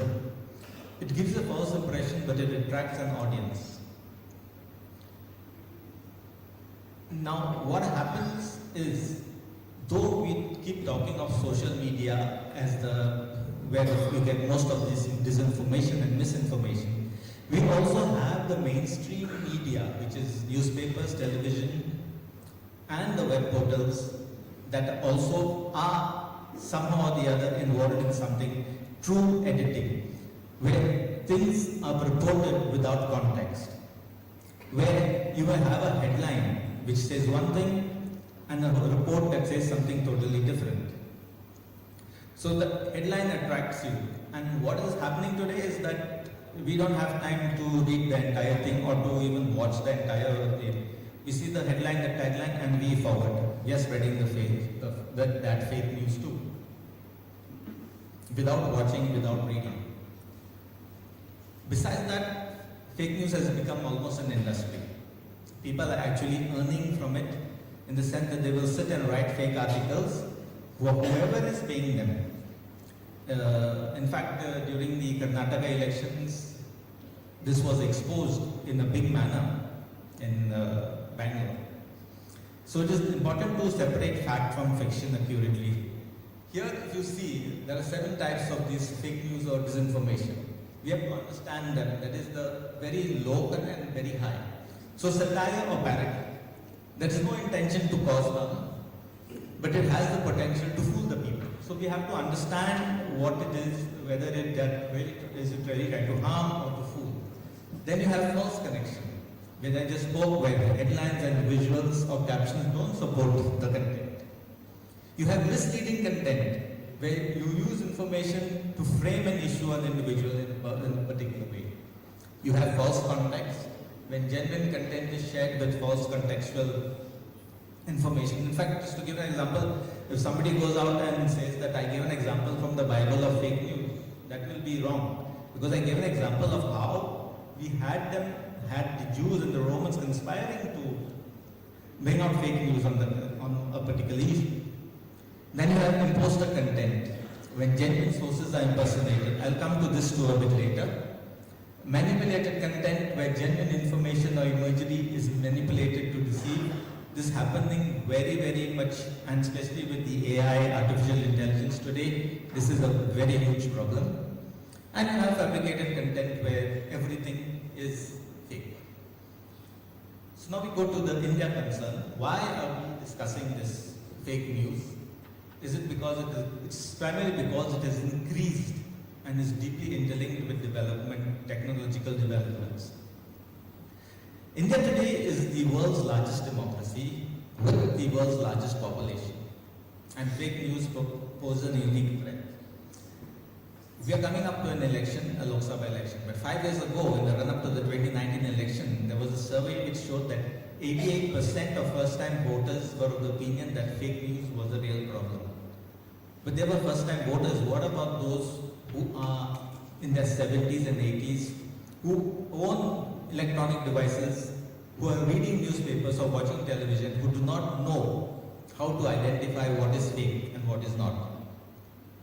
Now, we have here in India another unique problem, because this is aggravated by very low literacy rates and a dissipated propaganda that is pushed through.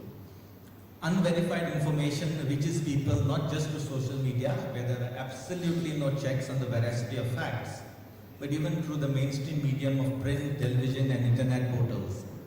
It is such that however much you may attempt to keep away from fake news and share it, there will be something that slips through. This happens in all newspapers and in all television channels. But what makes it worse for us here in India is that social media is dominating news dispensation. Again, there are surveys that show that an overwhelming majority of us in India get our news from the social media. About a couple of years back, when I was speaking on the subject of will the print media survive and will the mainstream media survive, I had said yes, we will. Because today, when we receive something on a social media, we still wait for the next day's newspaper or for a television thing to confirm it. But I think about 2 years later now I can't say that, because I don't think we are waiting for the confirmation to come from a newspaper or from a television. We are just spreading the fake news the moment we get it without even looking. And here is where the WhatsApp is playing a huge role. All of us are using it, but India is the largest market for WhatsApp. It has like 487 million users. This is a figure of a few months back, so it's probably say 500 million maybe now. And the number of WhatsApp users in India is increasing 16.6 times annually. Again, India is also the country where most people forward content. Simply, I receive something from a friend or from a family member, I believe it and I send it on. It goes further that in India, fake news is not increasing by just 100% a year, but by 214% a year. And we will remember, I'm sure, a lot of instances during the pandemic when fake news and such messages played quite a bit of havoc throughout the country. All of us in our own neighborhoods will have examples of this. What further aggravates in India is that we have different religions, different cultures, different languages. How do we keep track of fake news in all these? No, it is so easy to just copy paste or just forward. It is one click of a button to forward. And you forward to a group that has 100 people. Of those 100, another 60 will forward it immediately to go more groups, and this just goes on. So why is it a concern? See, there are many reasons why fake news can be a concern, but I would like to just point on 2 points that the Chief Justice D.Y. Chandrachud made just in the last week of November, when he was speaking on this. According to the Chief Justice, fake news has the power to impair democratic discourse as it drowns out true information, and that the goal of fake news is to erode the foundational elements of society, namely the truth. Simply by virtue of scale of dissemination, I'm quoting the Chief Justice, fake news drowns out true information, replacing the character of discourse from truth-seeking to the loudest voice. Disinformation, therefore, has the power of impairing democratic discourse forever, pushing a marketplace of free ideas to the point of collapse under the immense weight of fake stories. As we come up to another election, and we've just finished elections in 5 states, earlier there was in Karnataka, we do realize that there is a lot of change that this fake news is playing. We had in Goa elections last year, and I was editor of a newspaper at that time.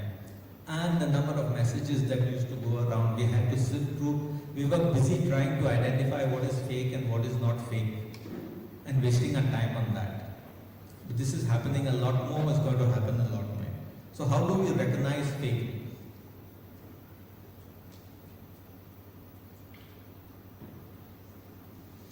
There are a few points that we'll do here. One is the fake news is an issue which is believable. So it's easy to get caught on. Much fake news is written to create a shock value that is strong that brings out strong instinctive reactions of fear and anger. Essential that you keep your emotions in check and check out these stories. Approach what you hear, what you read, what you see rationally and critically. All of us here are in the media, in some way or the other. Priests, sisters are here, and we have this ability to be critical. In fact, anything that we hear about, we immediately look out to be critical. But that is not with everybody else. Most other people don't look at things critically in the manner in which people, professional journalists or people in the media will look at it. So we have to ask, why is this story being written? Why is this film being made? Why is this reel being made? Is it trying to persuade me to a certain viewpoint? Is it selling me something? Is it trying to me to get to click and go to another website?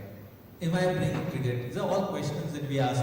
Yeah, I know that when you look at it, then saying, we start doing this, we're going to spend a lot of time, but perhaps it is better to be safe than sorry. If you come across a story, this is the next point of how to identify fake news. Find out if you know the source. Do some digging. Check the web address for the page you're reading. There are a lot of spelling errors that are made, but you go unnoticed. And then you have that.offer, .infonat. But we are more than .com, .co.in, .org. These are websites that are safe. Also, if you know, find out if the author is, a publisher is familiar to you, or is a familiar known name. Somebody who's known and does right will not go into fake news, but you will have others who are not. See, even if you receive the story from one of your best friends or your family member, it doesn't mean that it is true. Do a little bit of fact finding. You can go to the next slide. This is something that perhaps many of you all could read this article at a later point. The question of pretending to be Muslim, why people are pretending to be Muslim in India. It was in the scroll just last month, or last week of November rather, where people are creating reels and claiming to be Muslims and attacking somebody. Now the reason for that is obviously giving it a communal kind of innovation, and it is happening very much. For Scroll to do a story, they have given a lot of examples over there, not just one. And there are people the same person who is doing it not once or twice but multiple times. Well, some of them have been identified, they have been arrested and all that, but this is happening. Today we have people impersonating as Muslims. Tomorrow you're probably going to have them impersonating as Catholics or Christians. In fact, to give an example, here in Goa we do have Catholics themselves who are always baiting other Catholics. So all this thing, and the posts that are going out are not true. I know one particular person a Catholic, who will write on the newspapers about Catholic feasts and things. But there is always something in that little article that is instigating somebody. I'll give an example here. It was the feast of this particular church.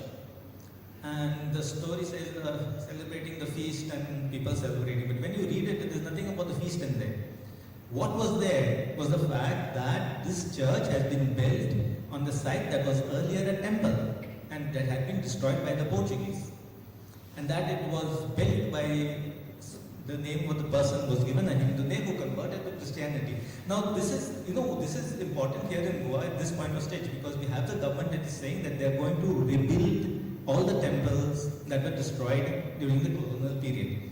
I have nothing wrong with that, let them build them. They've not said they're building them on the sites where they used to be and where there are churches now. But when you read an article written by a Catholic, which the headline says it's the feast of this church and this parish, but there's nothing about the feast over there, only history. And this particular guy, this site was a temple. I mean, it rings alarm bells in my mind. I don't know about the others, but what I'm saying is that we have to be critical. We have to start analyzing this. And there are a lot of, when we start analyzing, there are a lot of websites that also do this fact checking. I'll give a list later on. Now, when we are reading something, even stories, we need to see who else is reporting on this. Is it being reported only by one particular website, one particular news portal?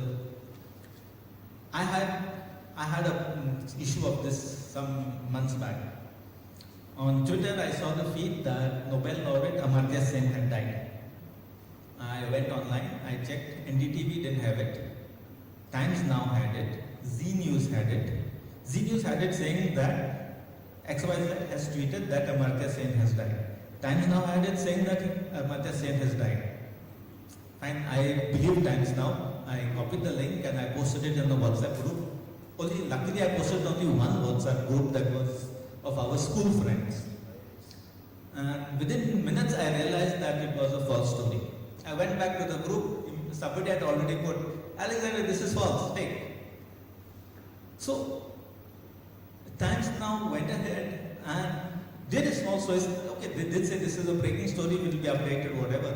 But Times Now went ahead and said that somebody had died, a person like a Nobel laureate has died, without checking, based on one person's tweet somewhere. So, however much careful you are, and I usually wait for NDTV or India Today and all before I post any of these things.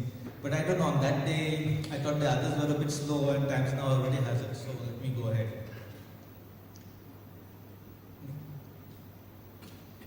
So following up on that is to go for the evidence. One person tweeting something doesn't mean that it is the truth.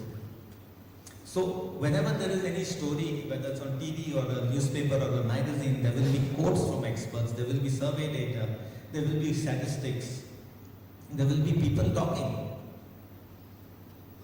This is all, it will be very detailed. You will never have a fake story may not be detailed. And even if they are talking, they will even quoting people, they will be quoting people who are not known to you. So you have to get into this evidence.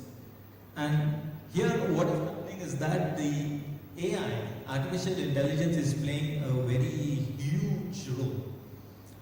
I really don't know how it works. I'm not into the chat GPT, GTP, whatever it is, but people 20 years younger to me or 30 years younger to me are very much into that. And I'll give you an example of this conversation I had with this colleague of mine. She's also left mainstream and is now working from home, and she does content writing. So, and they have been given the official version of ChatGPT, the highest version and all that, and they work on that. So she was one day given, we need a story to be written, 300 words on these two people, they met.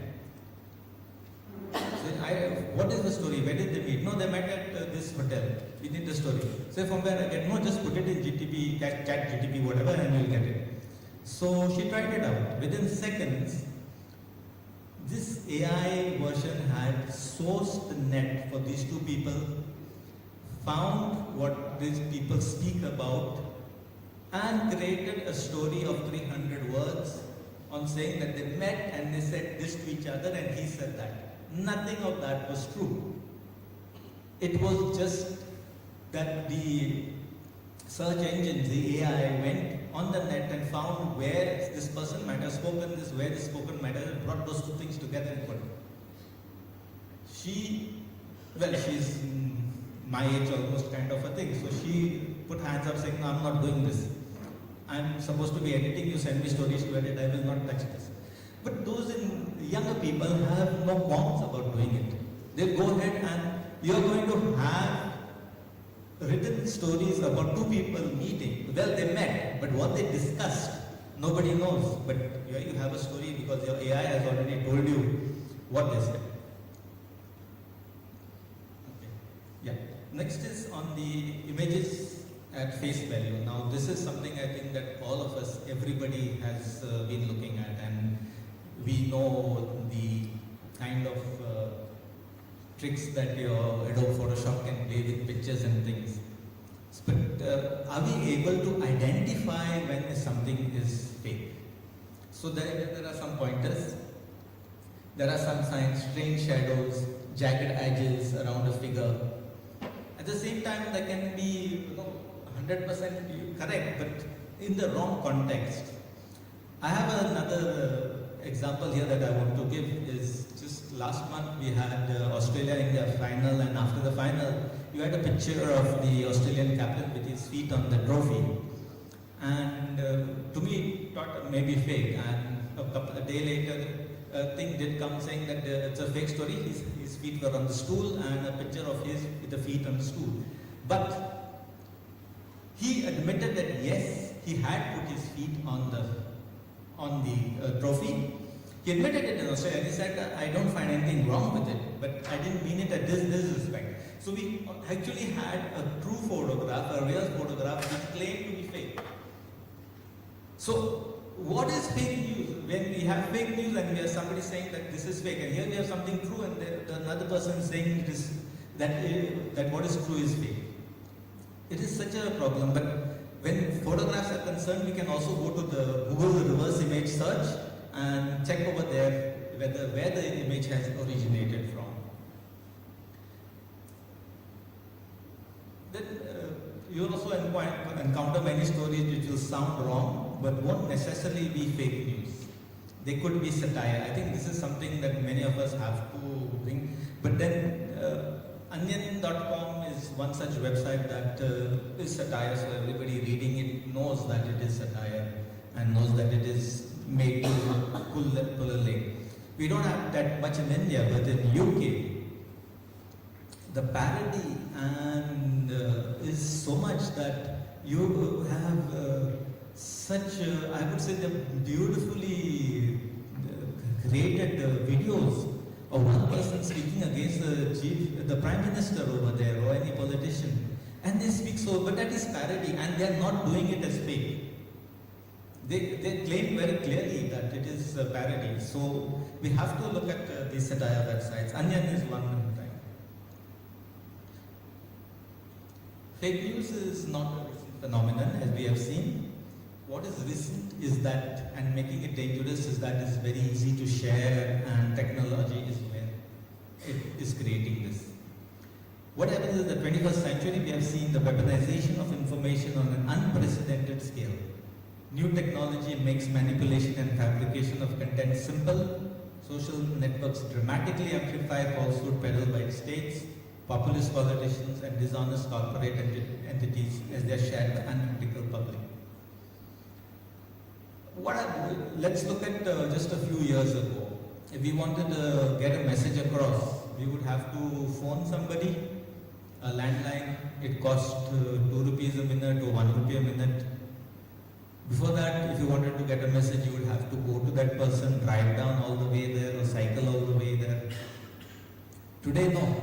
Today we buy a pack for a month at a very cheap rate, and then it's unlimited phone calls, and your data also is like whatever you choose, 1.5, 3 GB, 5 GB per day, which you would like to exhaust, so you just keep watching everything and sending everything. So now let us look at how many of us over here, I don't know, at least the elder people here, how many of us learned about the assassination of Rajiv Gandhi only the next morning? How many of us learned about the invasion of Kuwait by Iraq only the next morning through newspapers? And then compare, how did we learn about the death of Queen Elizabeth, a normal death? How did we learn about the Hamas attack on Israel? And see how much has changed with technology. It is so fast. So if it is fast to get true things across, it is also fast to get fake news across. And that is what is most frightening. Now social media allows us not just to get our thoughts and words across, but also to get pictures, videos, films across. It is so easy. You go online or you send. And it's also at the same time making it difficult to trace the original source. I received something from somebody, that person receives from somebody else, and that person receives somebody else, and then you get 2 arrows there on saying forwarded multiple times. Who is the original source? Nobody knows. So misinformation is produced from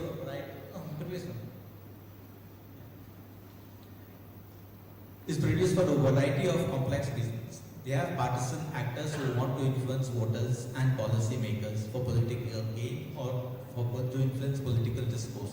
This is happening very much here in India, and all of us are very aware of it.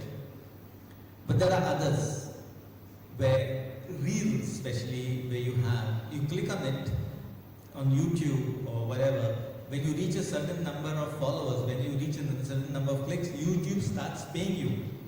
So you want to earn from what you created. So you are always going to create something that is going to attract people. And how do you attract people? By being outrageous, by hiding the truth, by being dishonest. And we click on it. You get, once you reach something like 10,000 hits, you get paid. So they are earning from it. So more clicks is more money. Similarly, we have the political regimes, the political parties that want to advance their own propaganda. And then you have the satire. They make their point to entertain you. Here in Goa, we have the Konkani Theatre, which is very satirical. And all of us who are here, Sister Molly, I'm sure will be agree with me that we enjoy reading, watching these theatres, and we enjoy, but we know that it is a joke. We know that it is poking fun at somebody. It is not the truth. We have the Konkani singers who, within a day of an issue or an event coming up, will have a song and a video on YouTube. I'm actually saying within a day, maybe a little more than 24 hours it may take, but the very next day, when there were defections last year in Goa, in September last year, the next day there was already a video of a Konkani song created within that post 24 hours and uploaded on YouTube. Within hours it had reached thousands of views. But that is satire, that is parody, and I enjoy that. I don't call that fake news. So while the internet is this incredible source of news and information, we cannot really trust everything. And though fake news is not unique only to the internet, it has become a big problem today because of the digital world. It has reached fake news or misinformation, disinformation has reached levels where people think that they don't need evidence to support it. I say something and why should I support what I say? I give you something, this happened in, I could tell you that Octavian and the Antony and Cleopatra story without saying that it came from the UNESCO. I have to support what I'm saying.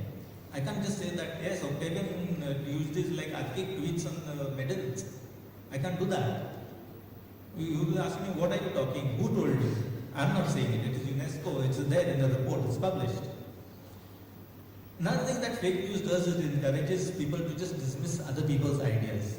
It exaggerates the truth and to spread rumors. This is dangerous because this is... So now how do we counter it? So actually it's very simple. Don't share. You receive something, don't share it. If all of us stop sharing this fake news or what we doubt is fake news, if we start from ourselves, it already makes a big impact. But should we stop at just stopping the spread? I think we should label it also as fake news. I know that many of us will feel, kind of hesitant to say this is fake news on Twitter, on Facebook. But on WhatsApp, I'm sure within your groups you can immediately say this is fake. Or you can at least message privately the person and tell that person, oh, this what you put is fake, delete it. So one way is not spreading it. Secondly is labeling it fake. It is very important. And we have a lot of these fact-checking websites. In fact, I will leave you with a few moments at the end of it. Before that, these are the sites. And even Google, Facebook are now attempting to crack down on fake news by banning suspicious sites and from advertising on their platforms. But then there are critics of this also.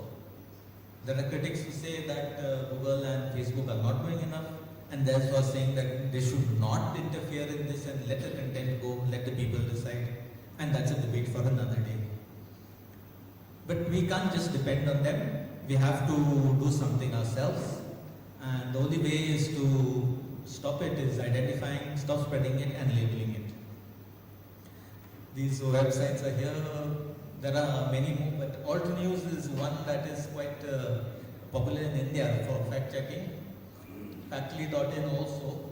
But again, as I said, most of these sites are limited to English and or Hindi. The other languages, the regional languages that we have so many, how do we identify those, what is the fake news over there? It's very difficult. So thank you, and I hope I have been of some use to coming over here.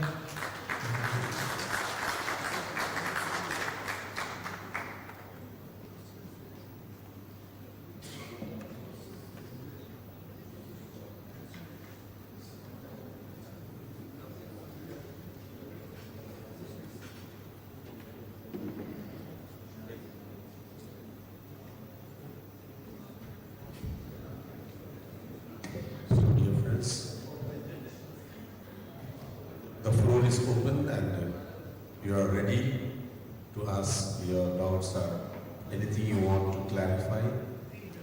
Yeah, 3 interventions. We are running short of time.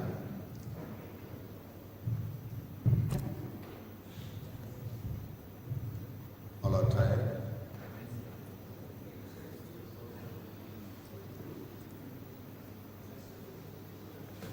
So we can find Bishop. Thank you. But sadly, these fake news are used also by the church channels, and it gets multiplied, and our people get misled. How do we counteract that? And when you deal with the church news or the channels, when you criticize them, they become oversensitive. This issue is leading to more confusion. This is happening, in fact, everywhere. Maybe even over here we have this kind of problems. But where the church is concerned and fake news, the truth in love and the truth shall set you free, if we do not follow these principles, if the church is not following these principles, then I think where is the hope? Sir, we can find the quote from Exodus, book of Exodus, chapter 23, verse 1. There also we can see, you shall not spread a false report. So from the Old Testament onwards, there is regarding. Yeah.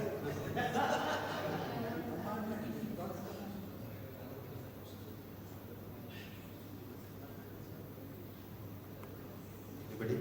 Anybody?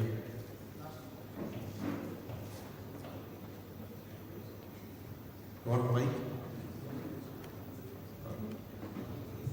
Thank you, sir, for the beautiful presentation. The last point what you made, that I was very conscious about, but nowadays many priests and religious have started to fact check that were to use, maybe mobs.com, fact check or anything. So is there a, once again, after checking also, there less true aspect in that? If it is so, then how you recommend to go for that fact check work? No, but you see, even the fact check, there is very limited help. Because there is so much of this fake news coming that they may be able to take up only the more important stories or videos that are going out. They will not be able to take up everything that is happening.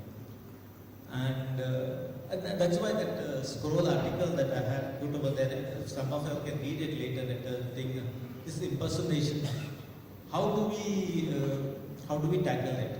How do we also tackle? The only way I said is we stop it ourselves, stop spreading it ourselves, and labeling it. Okay. Otherwise, there's no other way, because nobody is going to see. It helps the political dispensations, the political parties, to allow some little bit of fake news to go around.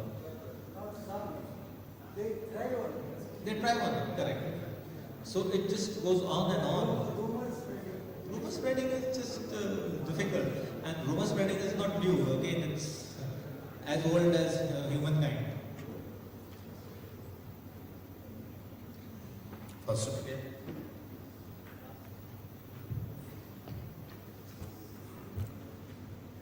So this is the final. In India, we are familiar with the term Godi media. Godi media controlled by this present government, and mainstream media is 99% people say controlled. So very difficult to find the truth. Even forget about church media, but secular media also are unable to bring the truth. In this kind of context, in this Godi media dominated, government controlled media scenario, where are we? How to put the truth? So it's very, very challenging, very, very difficult to put the truth. Yeah, see, the Godi media, whatever you want to call it, yes, it has been totally bent, but there are checks and balances within a system for a mainstream newspaper or for a TV channel. You will have something or the other do seeping in, but as you all also in the communication world, you know that a reporter sends you something. It has the next level check, which the sub-editor will go through it. It has another check where the chief staff or the news editor will check. And there is still that where the editor will or may not, or the news editor will. So there are at least 2-3 layers. So that kind of thing can be stopped. But where it is being influenced by the owners of the media, or where it is being influenced by the political parties, now that has become in India, that has become quite common. And really stopping that, I really don't know how. That's going to be very difficult. But otherwise, we can. Thank you very much for your presentation. Just one question related to the Indian media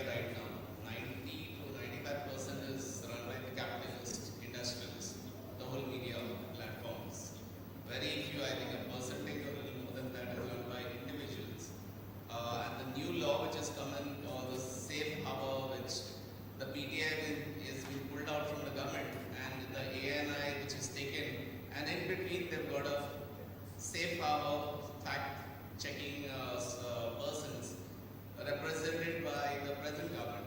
So what is fake today can be made true, what is true can be made fake by this department which has come under the Indian government, where the Chief Justice is still wondering whether that is going to go through as a law in the new IT Information Act. Your thoughts on that? No, but it's a bit of a complicated issue for me to really talk on it offhand. But yes, what is the fake today can be true tomorrow, what is true today can be made fake tomorrow. And I think that is happening very much. So, how kindly it is with us to decide. Now, how many of us believed when somebody told us that I will make sure that every Indian gets 15 lakh in their accounts?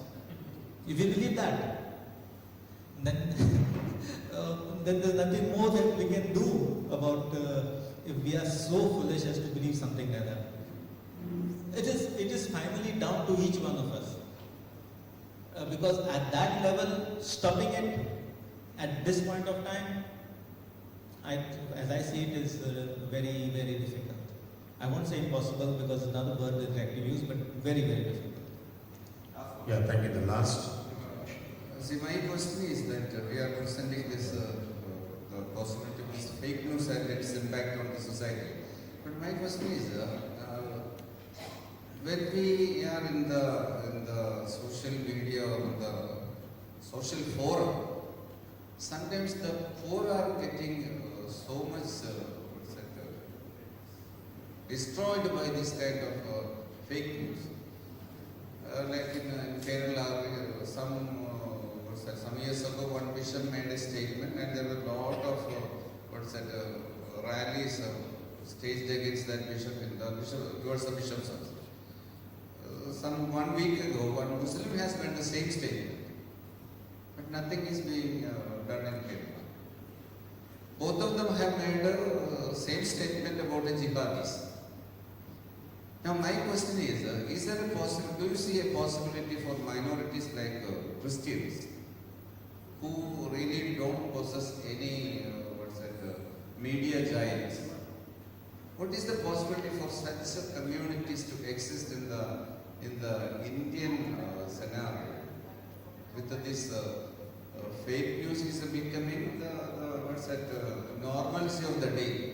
Every newspaper is bringing news of the rich, news of the powerful, and news of the plunderers of the land. See, every news that is coming in Kerala is a good thing about Adani, but he is plundering the sea, he is plundering the land, he is plundering he is evacuating the people without any mercy, but he is the man of the day.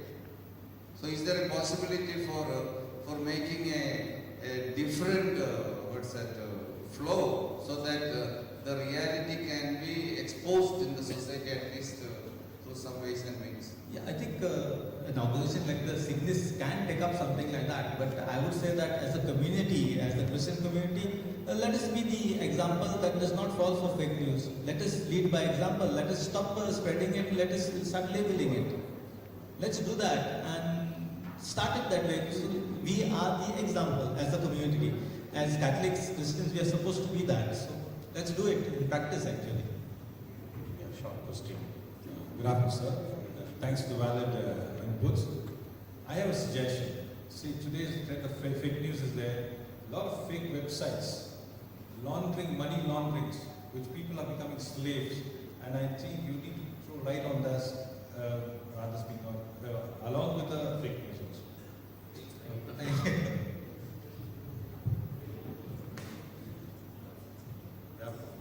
So before we thank our speaker, I would like to say a few informations.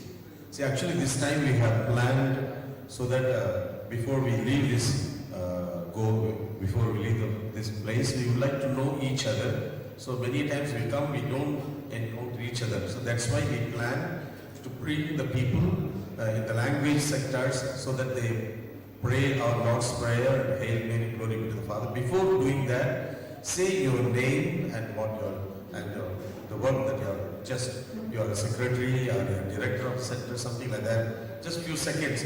then you start, the group can start. Now, before lunch, the Tamil group from Tamil Nadu region, they will say this prayer. Before saying the prayer, just 1 or 2 seconds say your name, at least your name, so that others can know your name. And before the starting, pardon? Okay. Then the third session, before starting the third session, the prayer will be in Malayalam, so the people, you get ready for that. And they still some have not completed your registration. Please, before going for lunch, our friends will be there, complete your registration. And so now I invite Father Saji Joseph.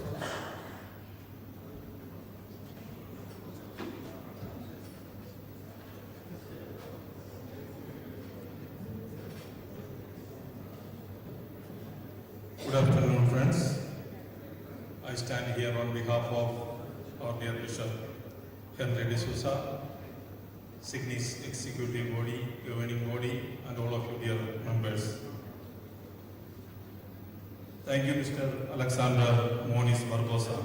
Dear sir, your inspirational talk on genuine and truthful versus fake and fabricated information. You are very sincere to the theme, truth will set you free.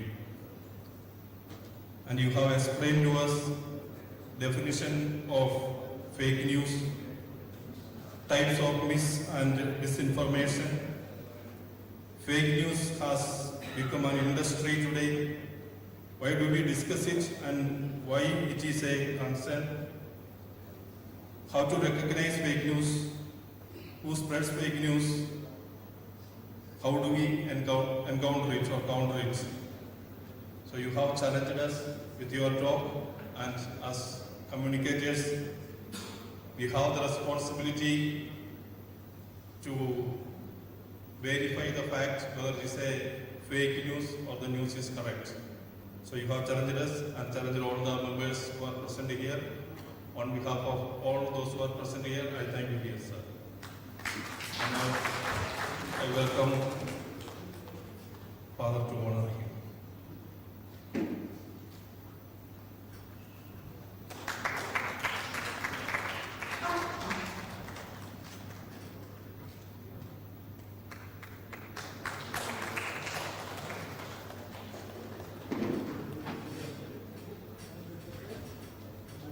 Now we will be going for lunch.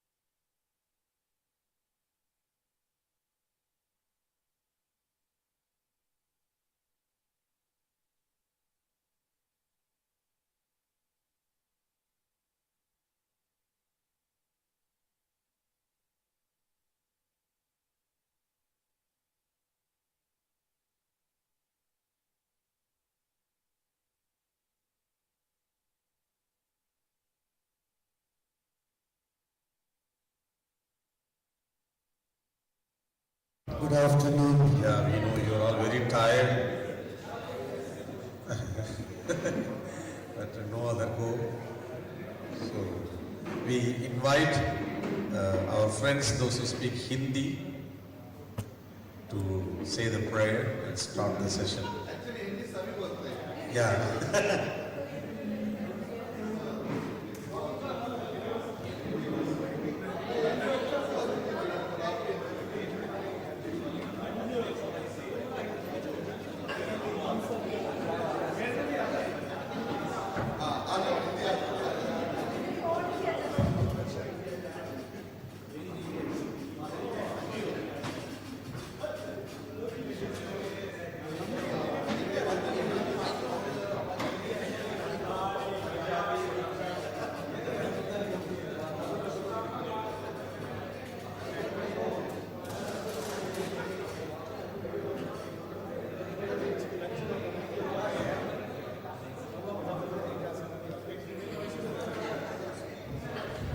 Hello, sir.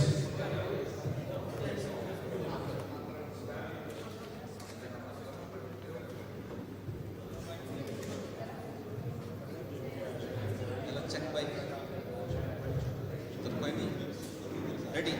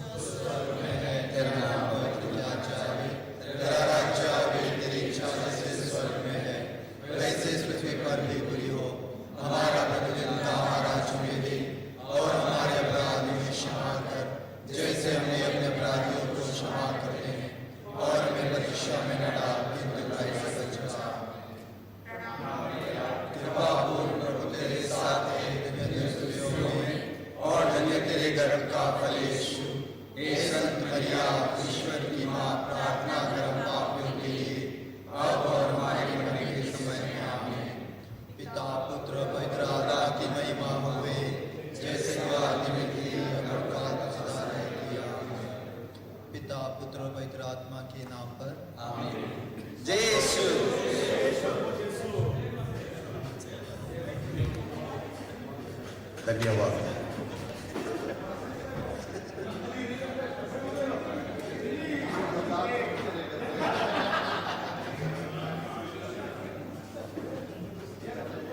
Thank you, friends, for your wonderful prayer recited in Hindi. So now for the third session, I would like to invite Father Rocky Shah, the President of the MP and Chhattisgarh region, to propose the welcome address and introduce the main speaker today for this third session.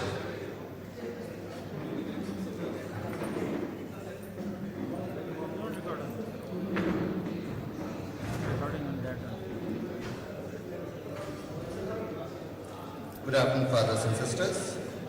We are here to take part in second session, theme Jesus' method of communicating the gospel today. And here we have our resource person, Father Robinson Rodriguez. So we were 3 years together in Ranchi, so I know him so much about him, but I have very small things to share with you. So here, Father Robinson Rodriguez is a dedicated to the and accomplished priest who has made significant contributions to both the religious and academic communities. His life's work is characterized by a commitment to service, education and communication. Father Robinson was born on 15th October in the Diocese of Vasai near Mumbai. He was ordained priest on 18th May 2013 for the Archdiocese of Delhi. Father Robinson's academic journey has been marked by excellence. He holds a master's degree in journalism from prestigious Makhanlal Chaturvedi National University of Journalism and Communication. In addition to his journalism degree, Father Robinson holds a bachelor's degree in Hindi literature, showing us his appreciation for diverse forms of expression and culture. He has also pursued a diploma in Indian classical music, a diploma in data journalism, and a bachelor degree in general law, which speaks in his multifaceted interests and talents. After ordination, Father Robinson was appointed as the assistant parish priest of St. Joseph's Parish in Faridabad, where he served for 1 year. After his year in Faridabad, he was transferred to Sacred Heart Cathedral in New Delhi, where he served for another year. Following his service at Sacred Heart Cathedral, he was sent to pursue his master's degree in journalism from NISCOT. Simultaneously, he was assigned the roles of assistant parish priest at St. Mother Teresa's Parish in IP Extension, New Delhi. Prior to his appointment as assistant professor in NISCOT, he has served as chief editor of Delhi Vani, the diocesan magazine, secretary to Archbishop of Delhi, a manager of a school, all at the same time. Father Robinson has appeared on national news channels several times, taking part in debates and discussion on different issues. Father Robinson Rodriguez currently serves as director of NISCOT Media College, Delhi, where he imparts his knowledge and expertise to the next generation of journalists and communication professionals. His academic background and practical expertise makes him an invaluable resource for aspiring students. In addition to his teaching role, Father Robinson is recently appointed as Public Relations Officer, PRO, for the Catholic Bishops' Conference of India, CBCI. Now here I hand over this as to Reverend Father Robinson. Thank you.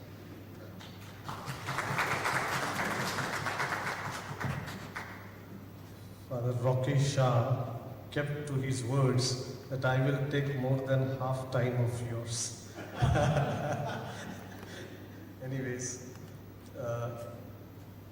the topic that is given to me is about Jesus' method of communication in today's world. We shall try to understand and try to reflect upon it. It is more of like a spiritual journey for all of us. And with all humility, I should confess that I am not so much great or extraordinarily well-versed in the communication field than many of you here sitting. But I will try my best to put forward you whatever I have read and gathered. The PowerPoint slides will give short points. Pointers will appear there. You can note them down. If you want the full paper, I can send it to you later on.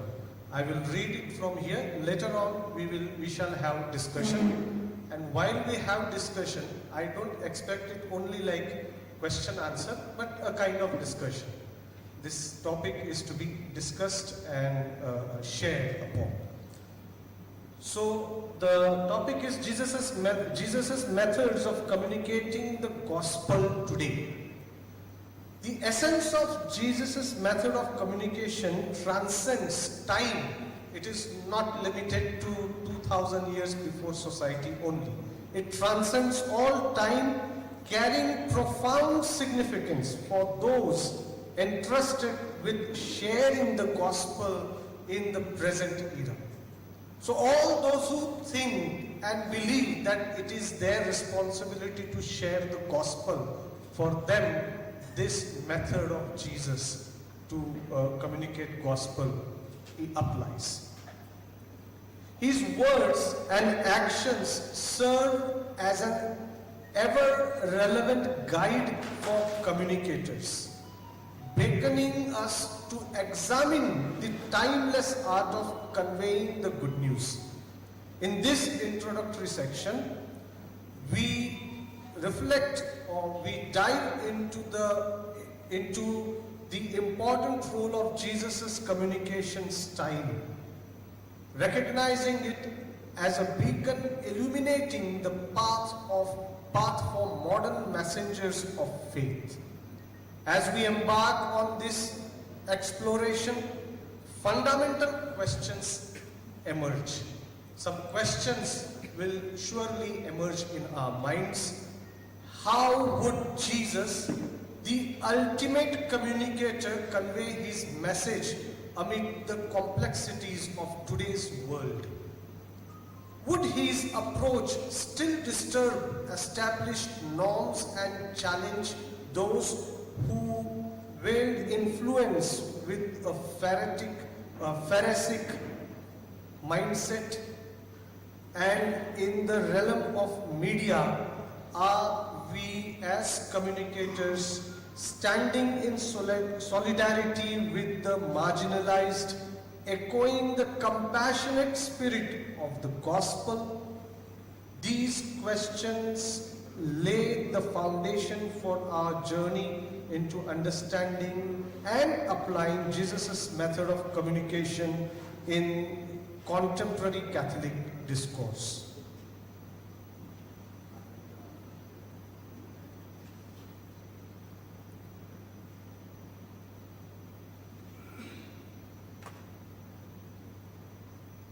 So this is over. Next. The first point is Jesus' method of communication in gospel. What method did Jesus take to communicate good news in the gospels? We may know, we must have read about it while reading the gospel, while reading and hearing our everyday gospels. Many times it must have struck us. This is fantastic. How can Jesus say such a nice message in such a lovely way? So there he applies a beautiful method, what we shall see now. Within the rich tapestry of the gospel narrative, Jesus emerges as a masterful communicator, weaving divine truths through a variety of methods to convey the transformative message of salvation. The biggest, according to me, what I feel is that the most relevant method, what we see in the Bible, Jesus himself is that most beautiful message. God communicated his love through the person of Jesus. That revelation, that communication, there cannot be any better way to communicate than that. His parables, imbued with everyday imagery, surpassed cultural confines, echoing across a diverse array of audience. In the Sermon on the Mount, Jesus employs a metaphor of salt and light to illustrate the impact of righteous living, emphasizing the universality of his teaching. You are the salt of the earth. You are the light of the world.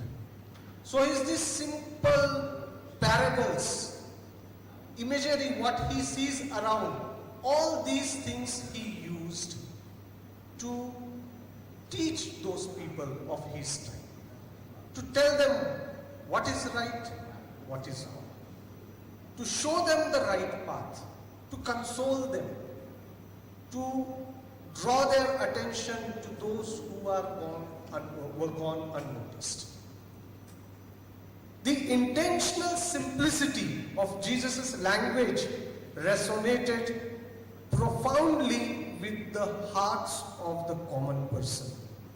His use of parables, such as parable of the Good Samaritan, conveyed profound moral lessons in relatable terms, inviting all to grasp the essence of divine love and compassion. Simultaneously, his discourse challenged the intellect of scholars, as seen in his dialogue in the temple. showcasing a communication style that transcended societal hierarchies. His message, the language which Jesus used, was simple, and at the same time it was complex. Simple for simple people to understand the message, what was conveyed. But it was also at the same time challenging to those who were sitting at the high position and trying to manipulate things. So his language was not that of making someone happy, neither making someone sad. It was simple to understand, at the same time it was challenging to the intellects to reflect upon. Furthermore, Jesus' actions manifested through miracles and compassionate interactions epitomized the very essence of good news he proclaimed. So what furthermore enhanced his message were his actions. He did not speak only. He did he did what he said. And that is what made his message more effective and more relevant. It epitomized, it gave fire to the message. Very many times it happens in our case. We speak so many things, it doesn't take even a second for us to just type something and send on WhatsApp group or anywhere else. But when it comes to do something, then we become like more reflective and start finding out different excuses. So that was not the style of Jesus. This is a challenge for us too. In healing the sick, restoring sight to the blind, and welcoming the outcasts, Jesus lived out Isaiah's prophecy. He lived out Isaiah's prophecy, which says, the blind receive sight, the lame walk, those who have leprosy are cleansed, the deaf hear, the dead are raised. His communication style characterized by empathy and an unwavering commitment to truth,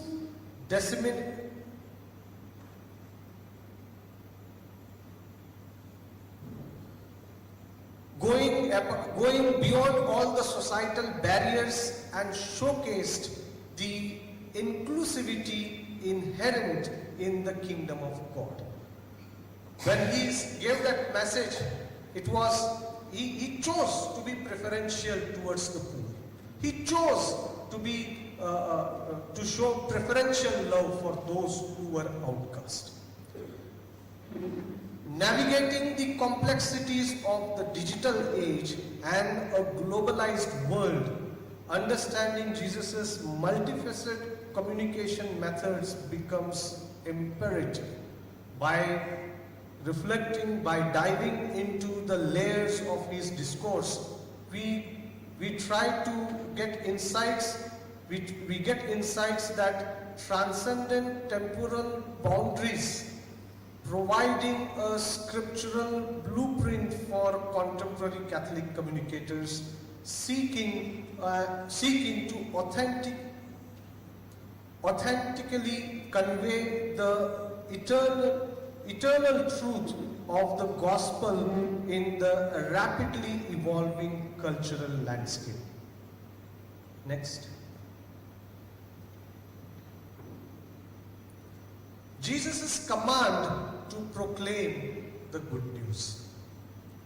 In exploring the imperative nature of Jesus' command to proclaim the good news to the whole world and all creatures, we dive into the biblical foundations that underscore this profound directive. The Gospel of Mark encapsulated this universal commission with clarity as Jesus instructs his disciples, saying, "Go into all the world and preach the gospel to all creation."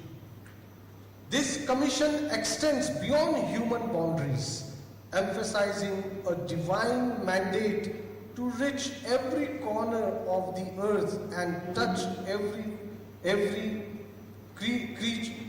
creature of creation. The Gospel of Matthew echoes this expensive charge. The essence of Jesus' command in a broader context. Therefore, go and make disciples of all nations, baptizing them in the name of the Father and of the Son and of the Holy Spirit. This commission not only calls for proclamation, but also emphasizes the transformative power of discipleship, urging believers to carry the message of diverse cultures to diverse cultures and communities. These are two different mandates, two different commissions that Jesus commands that Jesus gave. The same, but in different context. One in the Gospel of Mark, the other one in the Gospel of Matthew. In one, Jesus tells, "Go and preach the gospel to all creation."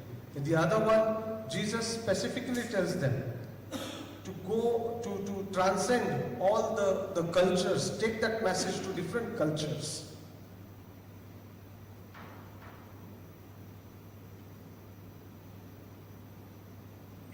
Interwoven with these explicit commands is the underlying principle of love for neighbors, as articulated in the parable of the Good Samaritan.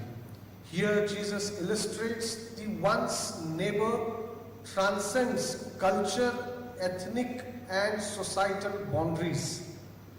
The command to proclaim the good news embodies this universal love, inviting believers to extend the reach of the gospel to every creature, reflecting the boundless compassion inherent in God's redemptive plan. Next. Relevance of Jesus' communication today.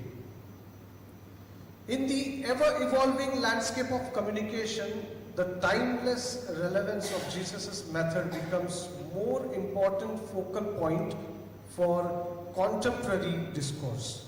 His multifaceted approach, characterized by parable, engaging dialogue, and transformative actions, provide a profound template for communicators navigating the complexities of the modern era. The essence of Jesus' communication method holds enduring applicability in the contemporary context. In a world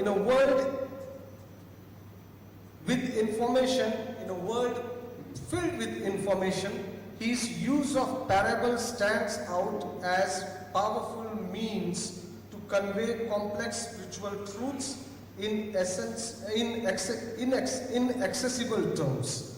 The parable of the prodigal son, for instance, transcends cultural and temporal boundaries, resonating with the universal human experience of redemption and forgiveness. In a digital age where attention spans are fleeting, and the impactful nature of parable remains a compelling model for conveying profound truth. Moreover, Jesus' approach continues to challenge existing norms and structures, just as it did in the time of the Pharisees. The Pharisees representatives of established religious authority often found themselves at odds with Jesus' unconventional teachings and actions. Today, his message of radical love, compassion, and justice, peace, poses a similar challenge to prevailing societal norms. The Sermon on the Mount, with its radical ethical teachings, remain a timeless manifesto that challenges the status quo, urging individuals and societies to reconsider their values and their values. This particular thing is very much applicable to all of us here. Now, we call ourselves Catholic communicators, but how far in today's context where we are filled with digital technology, how far are we applying, taking this Jesus' message forward? His radical message of love, radical love, preferential love for the poor, and for showing mirror to those who are doing injustice. In the spirit of shaking up the Pharisees of our time, Jesus' communication style calls communicators to confront complacency, challenge injustices, and advocate for marginalized. The prophetic dimensions of his discourse exemplifies in denouncing hypocrisy and championing the cause of the vulnerable, remaining truthful to the call for communicators to be voices of conscience in a world often marred by inequality and indifference. Now, when we say Pharisees, it is very often seen in the society here, because all of us are Catholics, we can openly speak about it. When we say Pharisees, people all start looking at the priests and the church authorities. Today's world, it has become very common norm to identify them with the Pharisees. But then we need to look into ourselves. Any Catholic person who is not faithful to the vocation what he or she has come for can fit into that category of Pharisees. So it should not be our motive to see only those who are in hierarchy or only those who are priests or bishops, etc., to look at them as a Pharisee.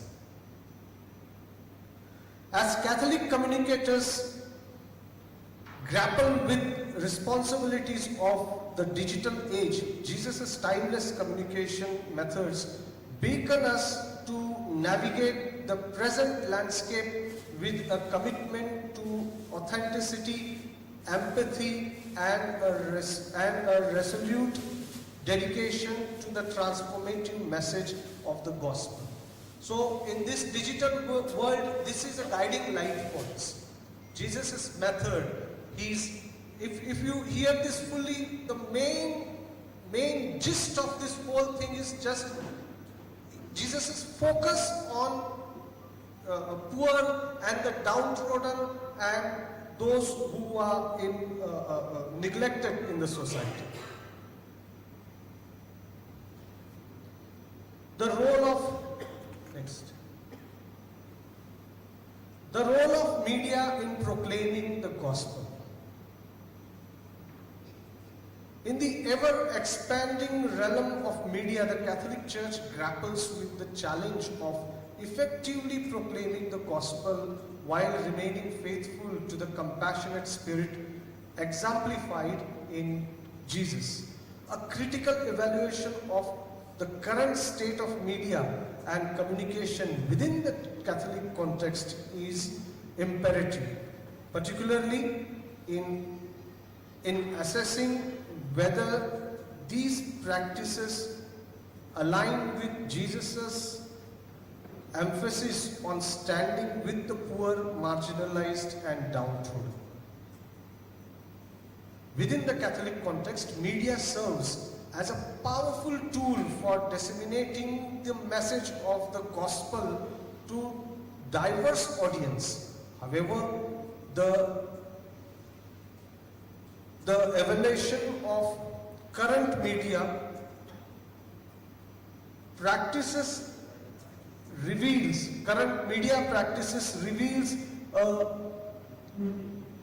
a new landscape. While digital platforms offer unprecedented reach and accessibility, there exists a pressing need to scrutinize whether these tools authentically mirror Jesus' advocacy for the vulnerable.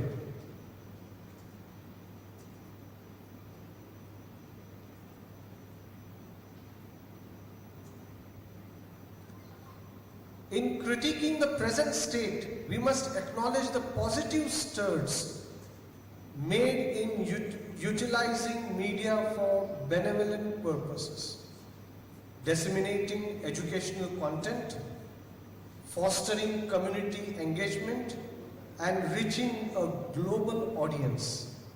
Yet, the challenge lies in ensuring that media platforms do not inadvertently contribute to further marginalization or perpetuate societal divides. A call to align media practices with Jesus' emphasis on the downtrodden necessitates a re-evaluation of content, messaging and representation. It prompts an exploration of narratives that uplift the silenced and bring attention to social injustice. The use of media with the Catholic context should be a focus for empathy, advocacy and empowerment. Next. There are few challenges and opportunities in today's context when we speak about Jesus' method, when we speak about we are applying Jesus' method of communication. Challenges are secularization and skepticism. Now, here we have come as Catholic communicators. Very many times what happens, we forget that we are Catholics and focus only on being communicators. And that is why sometimes it happens that we go on the wrong track. We start projecting ourselves as changing everything in the world, try to change everything in the world what is wrong, and end up criticizing and negatively publicizing or spreading negative messages about the church and the teachings. And that is how more problem we create. So we need to keep in mind first of all that we are Catholic communicators. Digital dilemmas. While digital platforms offer unprecedented reach, they also pose challenges in maintaining the sacredness and depth of the message amid the desecration and rapid consumption patterns of the digital age. So using digital media is very good for the church, it is very good, but then it should not replace the sanctity, or it should not reduce the sanctity of the sacraments and the church. Then we have cultural relevance, how it can be used in different cultures. Sometimes we just put the messages, and then what we feel in one culture, the message or the content created for one culture may not be relevant or may be offensive to another culture. So that is another challenge. Negative controversies. Once you put something, some content on the platform, any platform in virtual world, it keeps on floating. Sometimes it may go dormant, and after a few years, all of a sudden it will come. So in that case, if you put anything negative, or by mistake anything negative goes, it can be used to create problems again and again. Even though we put it as it is blocked, or it is put, we think that it is gone now from the virtual world, it remains in some hidden corner, it remains, and it will come again. So that is another challenge. Opportunities. Digital evangelization, this is a new field. Through digital platforms, you can do evangelization. The people whom you cannot reach physically, digitally you can reach very fast. Your message reaches very fast in real time, and it is a two-way communication where you can get people's response also, how people think, and based on that data you can improve. So there is a room for improvement of the content. The digital age presents an unparalleled opportunity for widespread evangelization. Leveraging social media, podcasts, and online platforms allows Catholic communicators to reach global audiences and engage with individuals on a personal level. Storytelling for impact. Embracing the art of storytelling allows communicators to convey the gospel's transformative power in relatable narratives. Personal testimonies and parables resonate deeply, fostering a genuine connection with audience. Third one is collaboration and unity. Collaborative effects among Catholic communicators, parishes, and organizations can enhance the impact of the global message. Unity in purpose and collective action amplify the rich and effectiveness of communication narratives. Educational initiatives. Through digital media you can do educational initiatives. Start different competitions.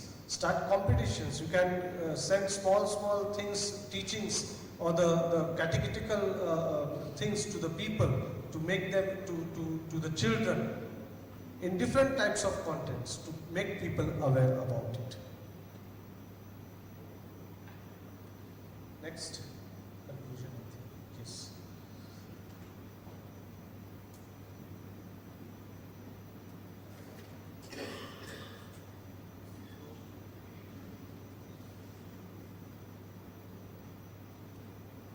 The significance of media in reaching a global and diverse audience cannot be overstated. Embrace media as dynamic tool for evangelization. Recognize its potential to transcend geographical boundaries and connect with individuals from various cultural, linguistic, and socio-economic backgrounds. By strategically incorporating media into communication efforts, Catholic communicators not only amplify the reach of the gospel, but also create opportunities for profound spiritual encounters in the digital realm. As we move forward, let us navigate this intersection of tradition and innovation with a spirit of creativity, adaptability, and unwavering commitment to share the transformative message of Jesus Christ with the world.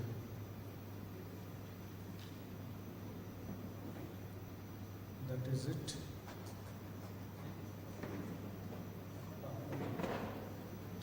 These are references only. So if someone wants. Okay.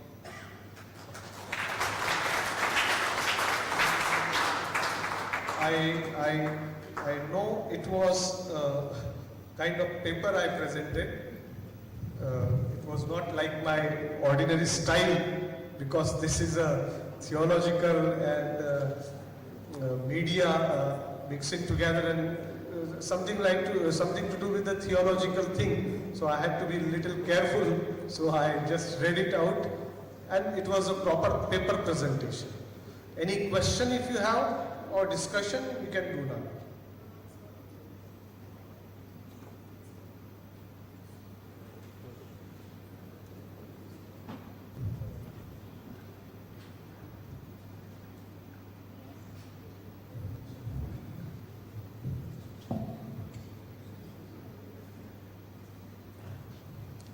Father Robinson, Yeah. it was a wonderful presentation. Thank you so much. I don't know, it's not question as such, but something more to be added, or just my observation I would like to share on. It's like Jesus' style of preaching was one of the style of Jesus was the narrative style. And these days we see too many motivational speakers online, especially in YouTube, either shorter ones or longer version anyone. So what does it make difference from them to us and the Catholic preachers? If you see this Shivani and her husband, she also speak all about the values and virtues. And even other too many the secular ones like Jay Shetty or Sandeep Ageshwari, anyone speak about all this love, everything. Nothing much different from the Catholic values. So how are we going to be different in this kind of, is there any way that Catholics, of course, Jesus, he lived what he preached. When it comes to us, are we really living it, or are we preaching alone? Are we preaching? Yes. If are we different from the other motivation speakers? That was good observation. You know, if Shivani Didi is preaching something good, she's adding, Jesus has preached the same value she is preaching. That is good. It is not bad. It is good that you try to be like her also is good, na? When you try to be like her, you are preaching what Jesus taught only. See what Jesus, again and again that word was coming, that sentence was coming. He was focusing on the love for the poor and bringing up the marginalized, those who are downtrodden and all.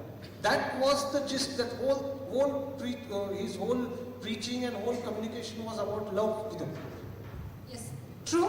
But how do they pull much more crowd than we Catholics? That the way they preach maybe.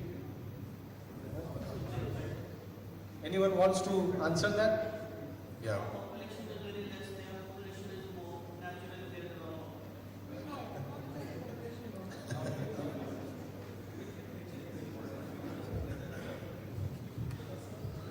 Yeah, I fully agree with you, Father. If Shivani is able to do well, probably Shivani is copying Jesus. Copying is good. The science which I have studied, neuro-linguistic, the science which I studied, neuro-linguistic programming, it says firmly, strongly, copying is good. What we should copy?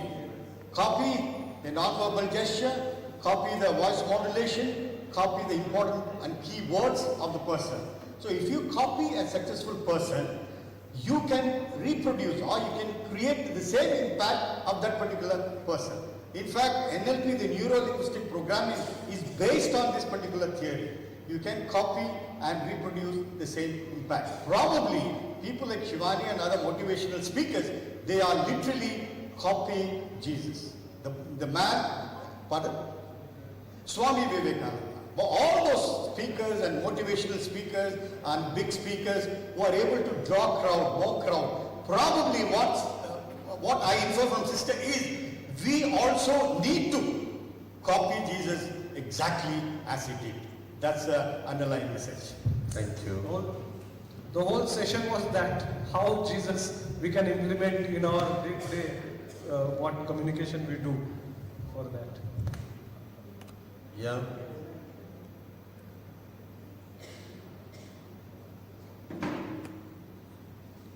So thank you. I would like to invite Reverend Father Popula Sudagar, the President of Andhra Telangana region, to honor Father Robinson with the token, with the shawl. Take a shawl.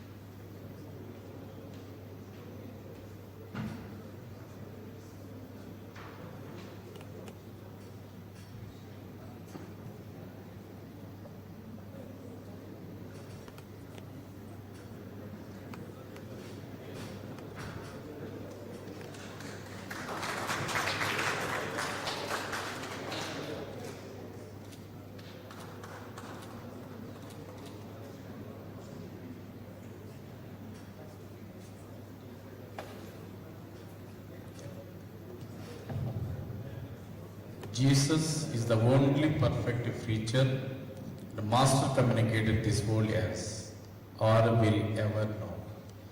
Good afternoon, dear National Signis office bearers and my dear delegates. It is my privilege to give thanking note to great priest, director of Nescott Media College, Reverend Father Robinson. Today's theme of the session, Jesus' method of communicating the gospel today. Dear friends, is a really relevant topic and a spiritual journey to all of us. I would like to highlight some of the main points of his talk. Number one, methods of Jesus' communication has no time barriers. It's a guide to all the communicators of the today. It lays foundation for all the media. The methods of Jesus' communication encourage us and enlighten us always. Jesus used a simple and complex method of communication to reveal the kingdom of values like parables. You are the salt of the world. Methods of the communication of Jesus are always relevant today for love, compassion, and justice. The role of the media is to proclaim the gospel, solidarity with the marginalized, downtrodden, poor, and sick. Media is a force for empathy, advocacy, and empowerment. Father Robinson has explained the media challenges and opportunities. Thank you, dear Father Robinson, for connecting each one of us with the master communicator Jesus Christ by your relevant topic. Jesus was a master communicator because he knew the culture, everyday life of his audience. Once again, I take this privilege to thank Father Robinson on behalf of National Signis Office bearers and delegates. Thank you. God bless you.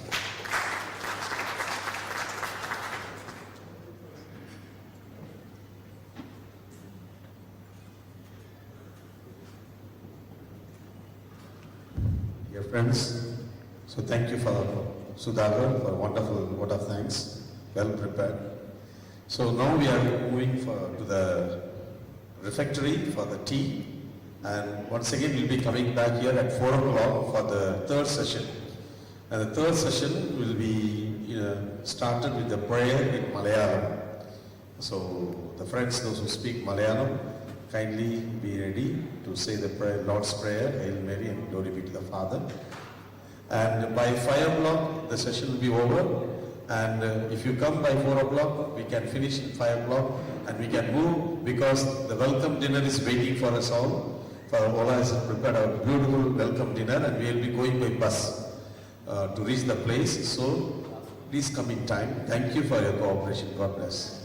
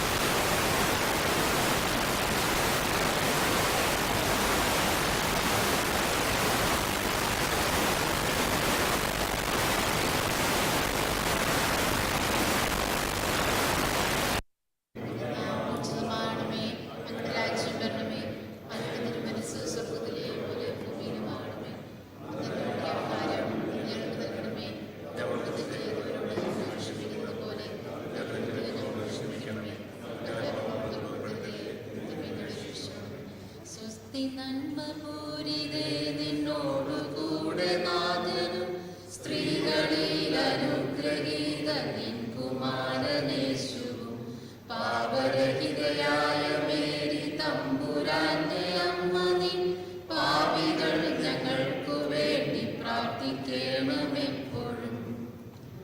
പിതാവിനും പുത്രനും പരിശുദ്ധാത്മാവിന്റെ സ്തുതി. Thank you. Isho ശരി.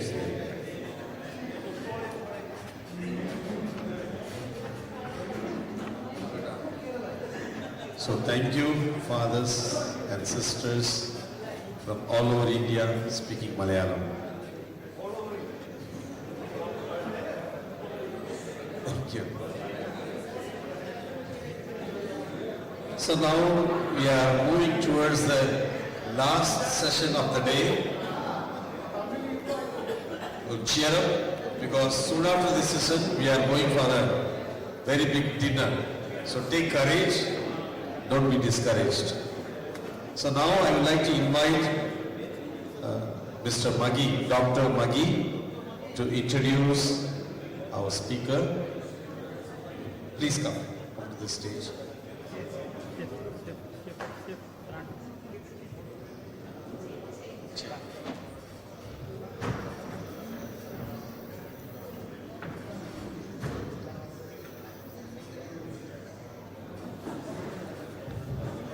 Respected speaker and my dear friends, Dr. Aisha Fernandez, Associate Professor at the Information Technology Department at the Goa College of Engineering.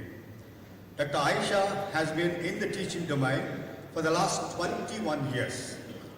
Her domains of interest include software engineering, constrained networks, cyber security, and data sciences. She has many publications in various national and international journals to her credit. Teaching and helping young minds to think and grow is her passion. Dear friends, over to Dr. Aisha Fernandez. Thank you very much. A very good afternoon, respected clergy, ladies and gentlemen. I think I have been introduced, so I will not repeat myself, but I'm an associate professor at the Goa College of Engineering. It's a government college in the state of Goa. It's in Ponda. Have you heard of Ponda? Yes, it's in Ponda, a place where you'll find a lot of temples. You are in a place right now where you see the beautiful architecture churches. If you come to Ponda, you will see the temples around. I do not know if that's in your schedule, but yes, there are a lot of temples around in Ponda. But you are in a beautiful place where you can see the churches with beautiful architectures. Anyway, getting on to my topic. My topic for you today, where I would like to share a few of my views, a few of the knowledge, a little knowledge that I have, where I've tried to combine a little of theology and media and try to understand what are the different challenges and prospects we can face when we are trying to spread, when we are trying to evangelize the word of God using digital media. This is what I would be talking to you about today. How can we use the internet for God's glory? A little bit of a gist of researchers who are working in this area and the views that they have to share with us. How can we use the internet for evangelization? A little bit on understanding Christian theology in a media age and oral theology and cyber media. And in the end, let's try to understand some of the challenges we face when we try to use digital media to proclaim the word of God. Yes, in Mark 16:15, Jesus calls us, "Go into all the world and preach the gospel to all creation." And that's exactly where we need to ponder and figure out, how is it that we can achieve this? How can we use the internet for God's glory? It's just like, as we say, two sides of a coin. We will have the prospects, the opportunities that we will get on one side, and on the other side, we have the challenges in front of us. So we need to create a balance between the two of them. This is what some of our popes have been telling us. That media is the way, internet is the way. We need to move in this electronic age. We need to use it for evangelization. We have Pope Paul VI who says, our century is characterized by the mass media or means of social communication. And the first proclamation, catechesis, or the further deepening of faith cannot do without these means. We need to understand this, the importance that media is very, very important for us. Pope John Paul I, he tells us, do not be afraid of new technologies. We are living in a technology-oriented era. Every day you find new softwares, new apps, new ways of communicating. We do not need to be afraid, but we need to use these technologies and carry out our mission of evangelization. When we talk about Pope Benedict XVI, he has to say, the new media, telecommunications and internet in particular, are changing the very face of communication. Perhaps this is a valuable opportunity to reshape it, to make more visible the essentials and indispensable elements of the truth about the human person. This is what he had to say on the World Communication Day.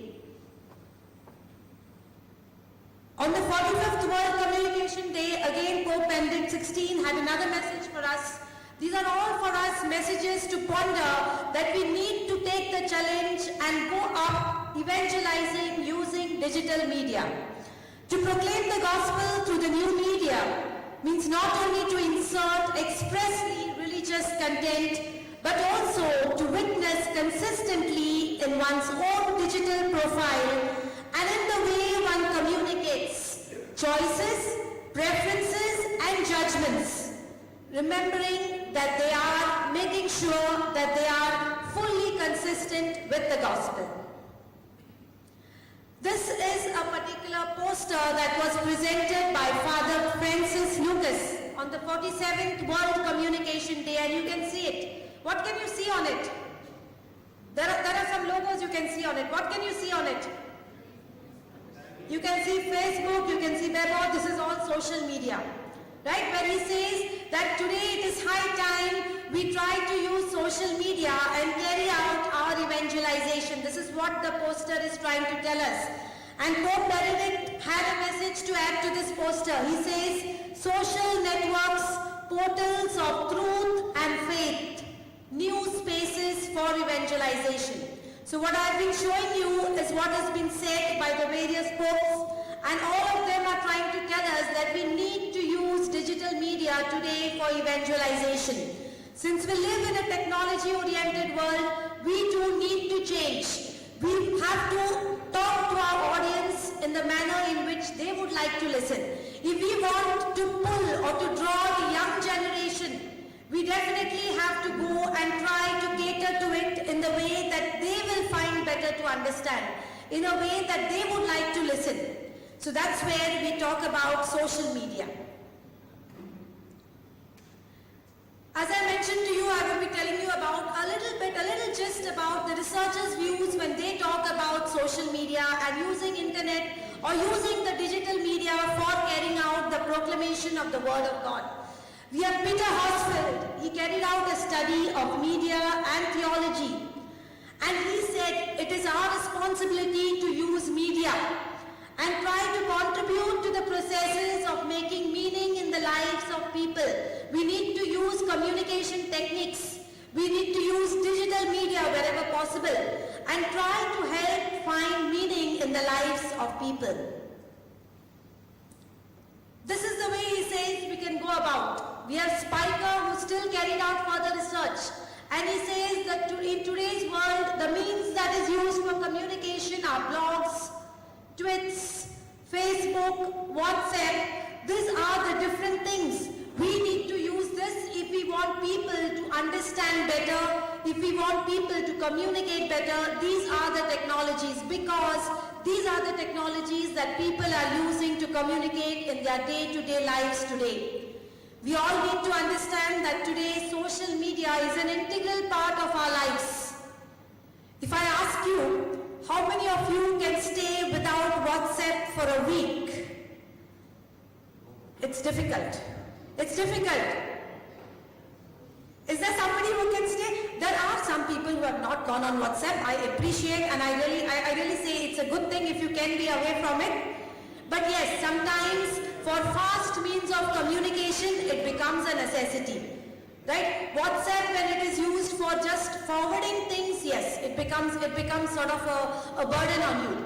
But when we talk of it in terms of a tool for communication, fast communication, yes, it is a necessity in today's world. Daniel Stout has written a book. In his book, Media and Religion, he has put a beautiful article.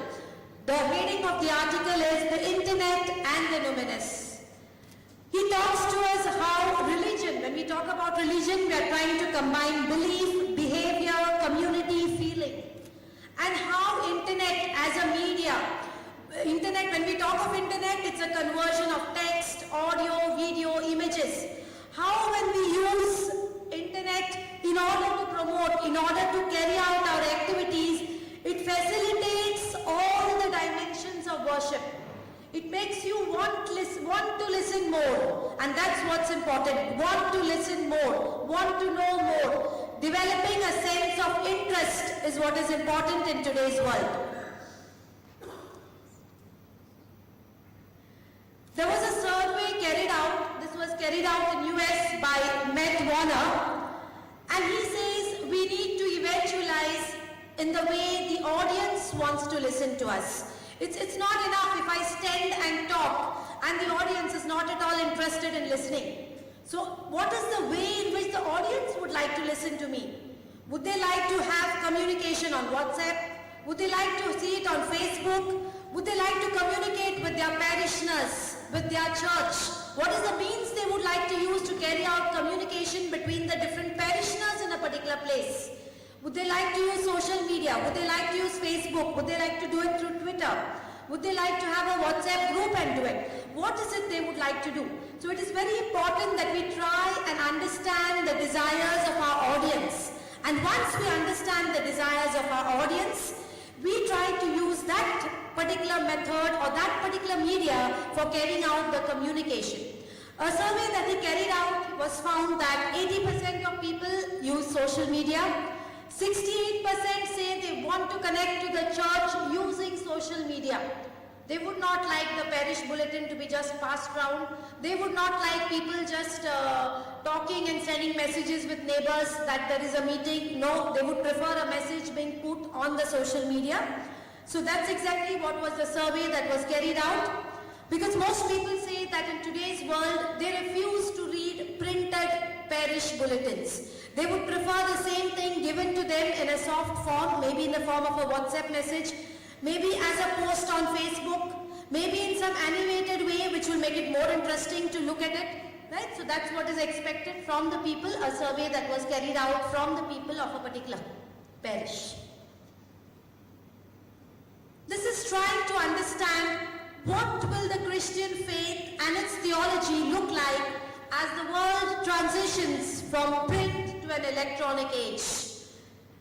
A few years ago, or I should say multiple years ago, what we had with us was only our Holy Bible in the print form.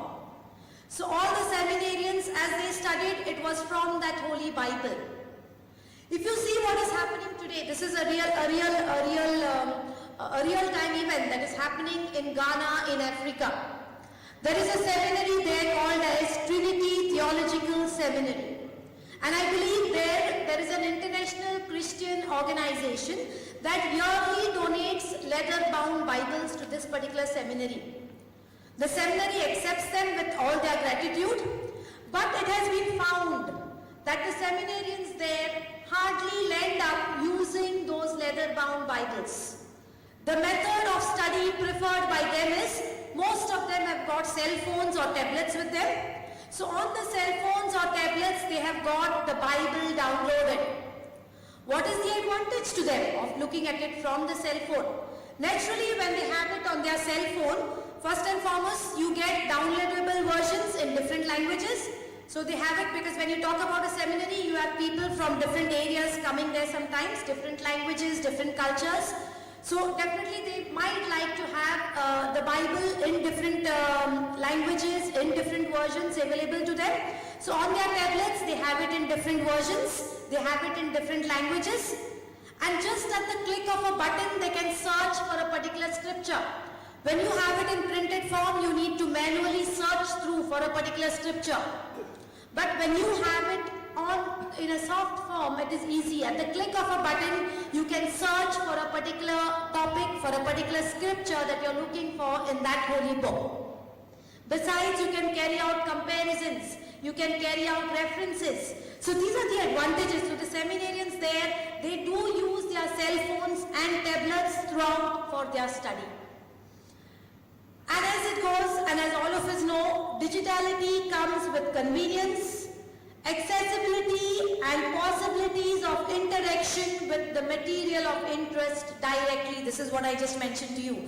You have a particular scripture you're looking out for. At the click of a search button, you will get scriptures related to that topic. You don't have to manually search for it. So you directly reach your region of interest. This is a further study carried out by Spiker, and he beautifully puts it. You know, I like the way he has put it. He says, in digital social media, when we talk of the Bible in the digital form, we can best see the liquid character of the Bible. Could anybody give a guess? What is he trying to say when he talks about the liquid character of the Bible? He's talking about looking at everything in terms of images, audios and videos put together. It is not printed text anymore. It is all in the form of ones and zeros. Of course, for you and me to see, it is not ones and zeros. Internally, it is ones and zeros. When I say digital, I mean ones and zeros internally. For us, it will be in the form of images or audio or text. Animations all put together will what will give us. So when he talks about the liquid characters of the Bible, he's talking about everything put for you and using images, audios, videos, a mix of all together in an animated form, which makes it more interesting for us to know more. Spiker goes still further and he talks about digital Bibles, where he says it gives us a shift to a new kind of vernacular. He says a new vernacular for our Christian faith. Earlier it was only by reading the Bible. Today we talk of it in terms of reading, hearing and watching the Bible. This is the difference in when we talk of it in the digital media and the print media. You have three things here: reading, hearing and watching. Yet another person, Kwok Pullan, beautifully puts it when he says, today the entire print culture is moving to a digital one, where you find visual electronic text appears more fluid, more malleable. This is all. It's all what we see, convergence of text, audio and video put together, which makes it more impressive for us to go through. Here what happens when we talk of it in an animated way, when we talk of it in a soft form, we can easily carry out updations, we can easily carry out modifications, we can easily carry out deletions. I am not talking only of the digital Bible. I am talking when we are going about the digital way. Maybe we are storing data in a digital manner. When you are trying to store your documents in a digital manner, what is the advantage for us? Updations becomes very easy, modifications is very easy, addition, deletion is very easy, all at the click of a button. That's the importance, or that's the beauty of digital communication. That's the beauty of digital media, what we call. And that's the reason why moving towards digital media is a necessity. We are trying to make our lives simpler, we are trying to make our lives easier, we are trying to move with the pace. When you are trying to move with the pace, you are trying to save on time. And digital media is what helps you to move at a faster pace to save on time. So she speaks about in her papers, she talks about how pictures, animations, videos helps us in a better learning and appreciating biblical knowledge. It is not just the Bible. It is you carry out quiz for of children. You carry out various activities. Today, we have what is called as Sunday Catechism, Sunday School for small children. There, my son goes to the Sunday school and the teacher teaches him in class, and by the time he's home, the teacher sends a video of the same parable. So when he comes home and I ask him what your teacher taught you, he can hardly explain the parable to me. But as soon as I show him the video that is sent by his teacher, he really enjoys watching it. And after that he comes and tells me what the parable is all about. So that's the difference when you talk about, just talking without anything and talking using digital media, using digital, maybe videos, animations, whatever. That's the difference. The child, the interest the person, the child tries to take in getting your biblical knowledge. How can we use internet for evangelization? There are so many ways. I think my friend before me who spoke also touched upon this topic and said how we could, he touched upon the topic where we could use digital media for communication, for evangelization. Yes, it is the way today, it is the way to go today. We need to understand when we talk of evangelization, we are talking about good communication. When we talk about good communication, how well you can go about in proclaiming the good news to everyone around you, how well you can go about in proclaiming salvation, in proclaiming hope. See, very often there are situations where people are in depression. That is the time they need somebody who will be with them, who will try to explain to them the message of salvation and hope. And that's exactly, it is not that if I just stand and talk, the person will get convinced and come out of depression. It is not that simple. A person in depression needs to understand, needs to be convinced with what you talk. For this, you need to use digital media. You need to take the person to the realities of life. That's what's most important. You need to give the person an understanding of what are situations in life. What is life all about? What was the life that Jesus had? What was the thing that Adam and Eve had? You need to explain the realities considering examples of today's daily life situations and how people have overcome.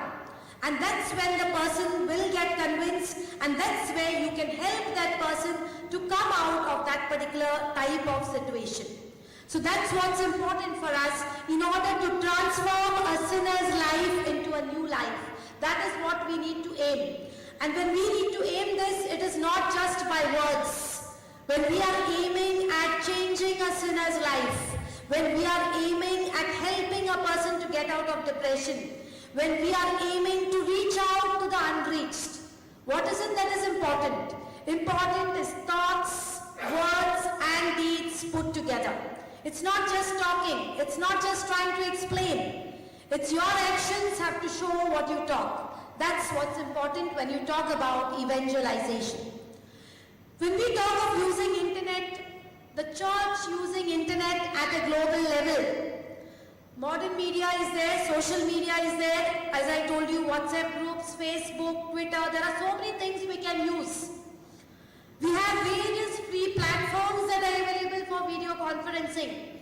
Zoom, I think this is all known to everybody because in the COVID, in the pandemic time, this is what we used for all our things. Right, Gmeet, we had Zoom, these were all the platforms that we were using, all of us, to keep ourselves in place. See, it was very important. It was not easy for us.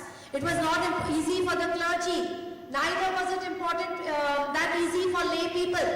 Because it is not easy. What we hear in the church, where the word is made flesh, and listening to it online is not the same. Yes, everybody tried their best to do their best, to keep everybody in place.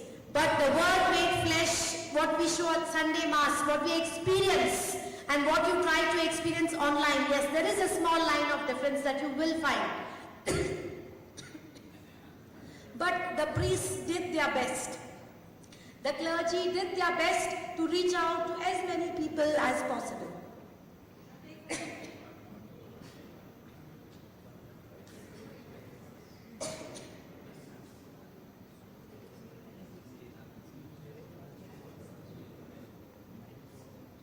We have websites that are available to us anytime we want to know about a particular church. You want to know any specific information, we have websites. We have a lot of program channels that we can can subscribe. We have apps available today which we can download. You know, today if you notice, there are a lot of senior citizens around us. Right? When we talk of senior citizens, they are living a retired life. They have worked their life, now they need to enjoy. When we talk of enjoyment, it is in different domains. You have the spiritual way they can enjoy, you have the normal way. There are so many apps available. Maybe in terms of spirituality, you have apps where you can work with simple things like puzzles, simple quizzes. There are so many things available to our disposal today. We just need to be tech friendly, what we call. We are tech friendly and you will never feel bored because there's lots to do around you. When Michael Green speaks in his research, he says, evangelism is not human propaganda. This is what I just spoke about. It is not just standing and talking. It is thoughts, words, actions put together. He said, the main purpose of evangelization, the main purpose of proclaiming the word of God is to reach the people who are looking for the way and meaning in their life. That's what's important. So that is why we need to make it more interesting so that people understand, people take the message that we are trying to put forward and change their lives. That's exactly what's evangelism that we talk about. It is necessary to encourage everybody around us today to become a disciple who will follow Christ faithfully. Very, very important. This is what is desired in today's world. You know, some of us may feel it is not a requirement, but it is a requirement. Each local church needs to have some type of IT-based communication strategy. I'm sure you all must be having it in your parishes. In my parish, we do have a Facebook page for our church. We do have a WhatsApp group. Each local ward has got its own WhatsApp groups where we communicate about every Sunday's Mass. We communicate about who would be doing the readings, who would be doing the arrangements. So that's a necessity today so that it's a reminder for everybody to understand their tasks and responsibilities. And that's exactly what all parishioners are looking forward for. Easier means of communication, a faster means of communication. Information exchange via web pages, blogs, social networks is what is desired today.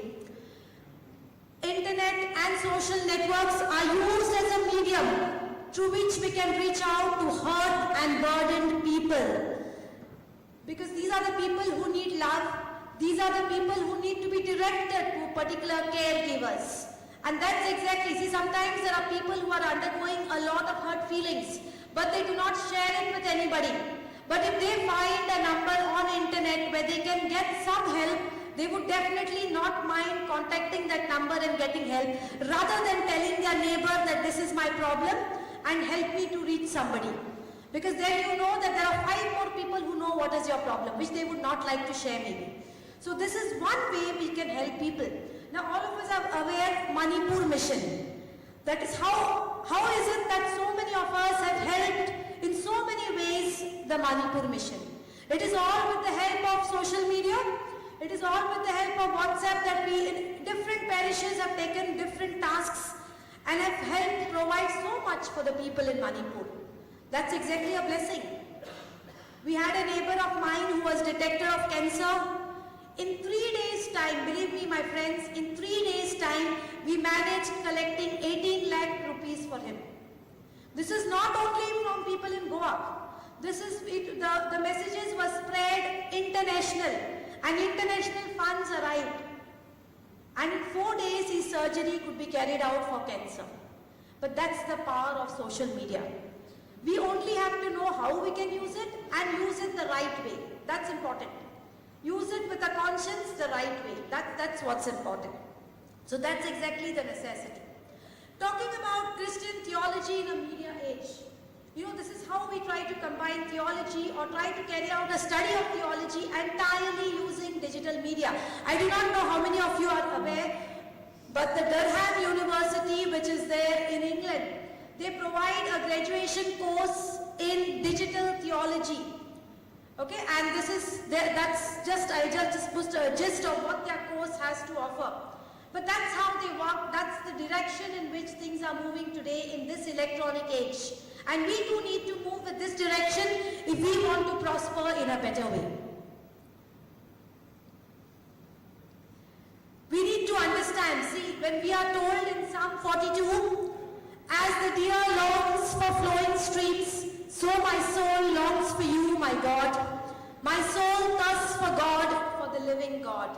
Yes, we need to remember that there are a lot of people who thirst and hunger for spiritual fulfillment and nourishment, you will see. And this is all possible through digital media. It is very much possible. Today you must have heard there are a lot of online prayer groups. There is a lot of online counseling centers. There are a lot of online facilities and features and things available which can be used for spiritual nourishment.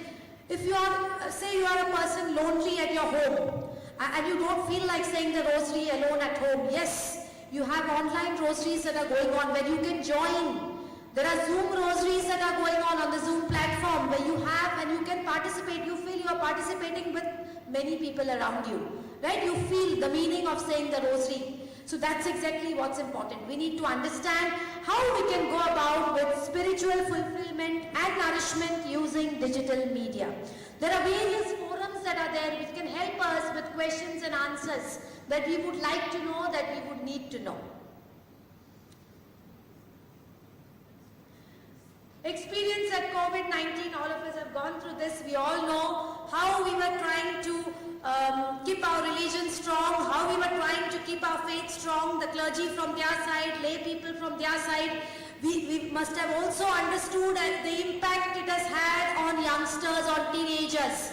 The teenagers have not yet returned. There are multiple teenagers. They were used to 2 years of online mass.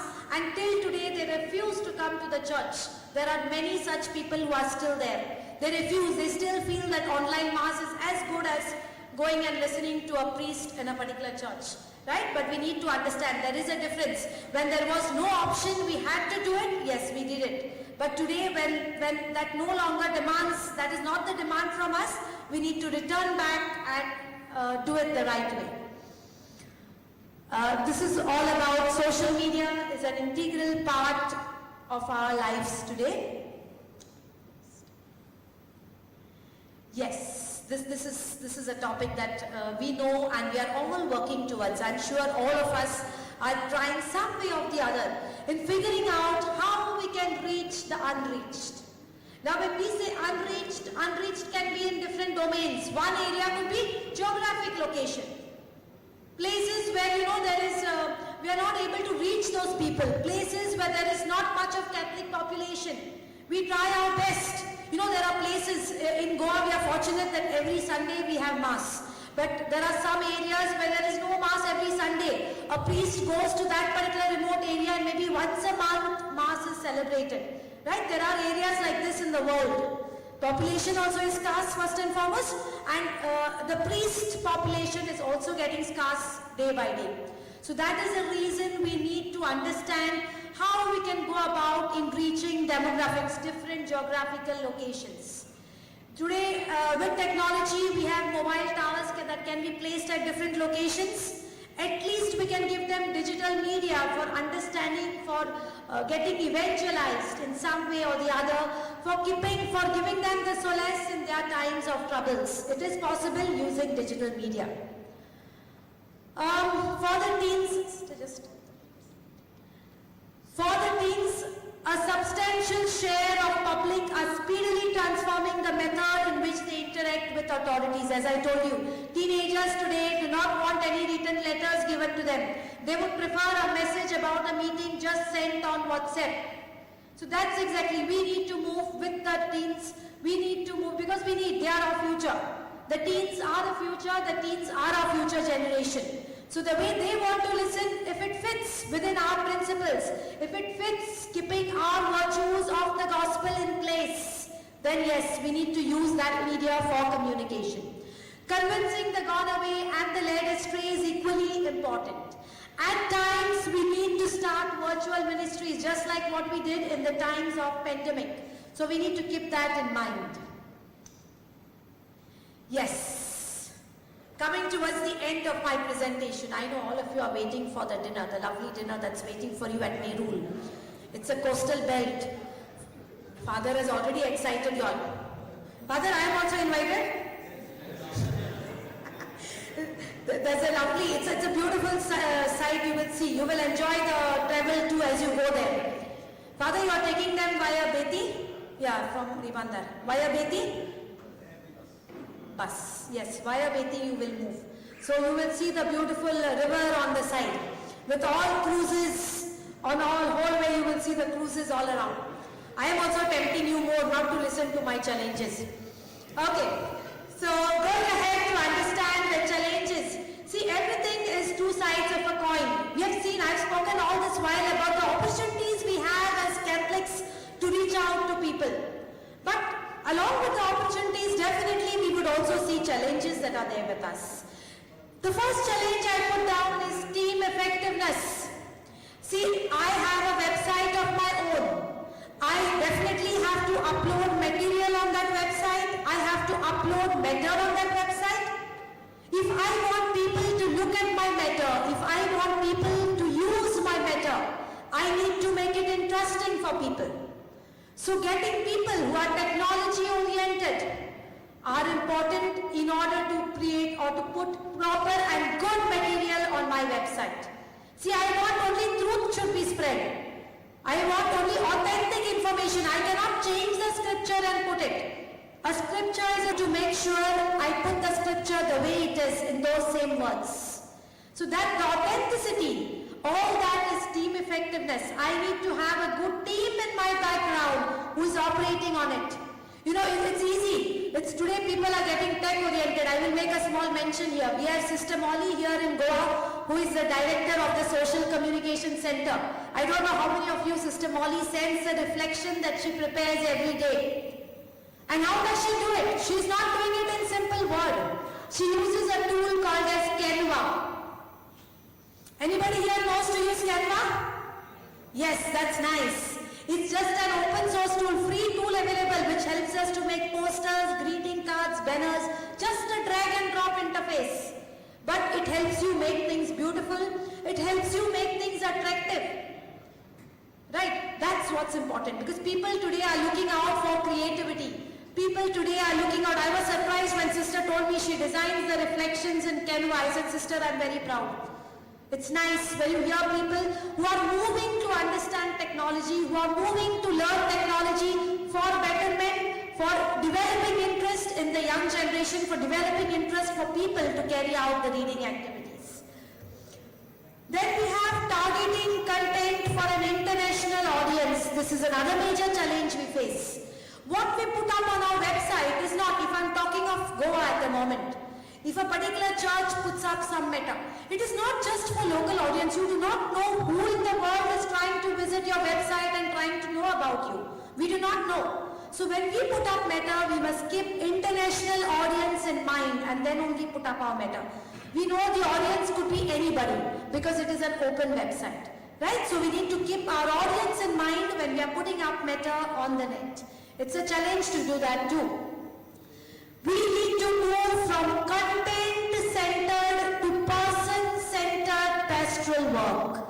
We need to understand the language that people are trying to look out for. We need to understand that language and then only prepare our content. See, it is important that we give others something to ponder, something what they deeply long, something so wonderful that they will want to share it with others. This is what is important when we are preparing our content. And that's why I say we need to move from content-centered to people-centered. What is it people want? What is it people are looking out for? And accordingly prepare our matter. We need to move away. This is another important challenge that we have. Move from transmission to testimony. You cannot just stand and give examples saying that XYZ has done this, XYZ has this problem and has done this. No. When it is for the Lord, you must be able to testify. This is what I faced and this is how I overcame. This is how I overcame the problem, the burden that I was with. You must be ready to testify. If people are happy, people get convinced. When you show them real life situations and how the person has come out from real life situation. If you try to talk in terms of A, B, C and X, Y, Z, people say it could be a made up story.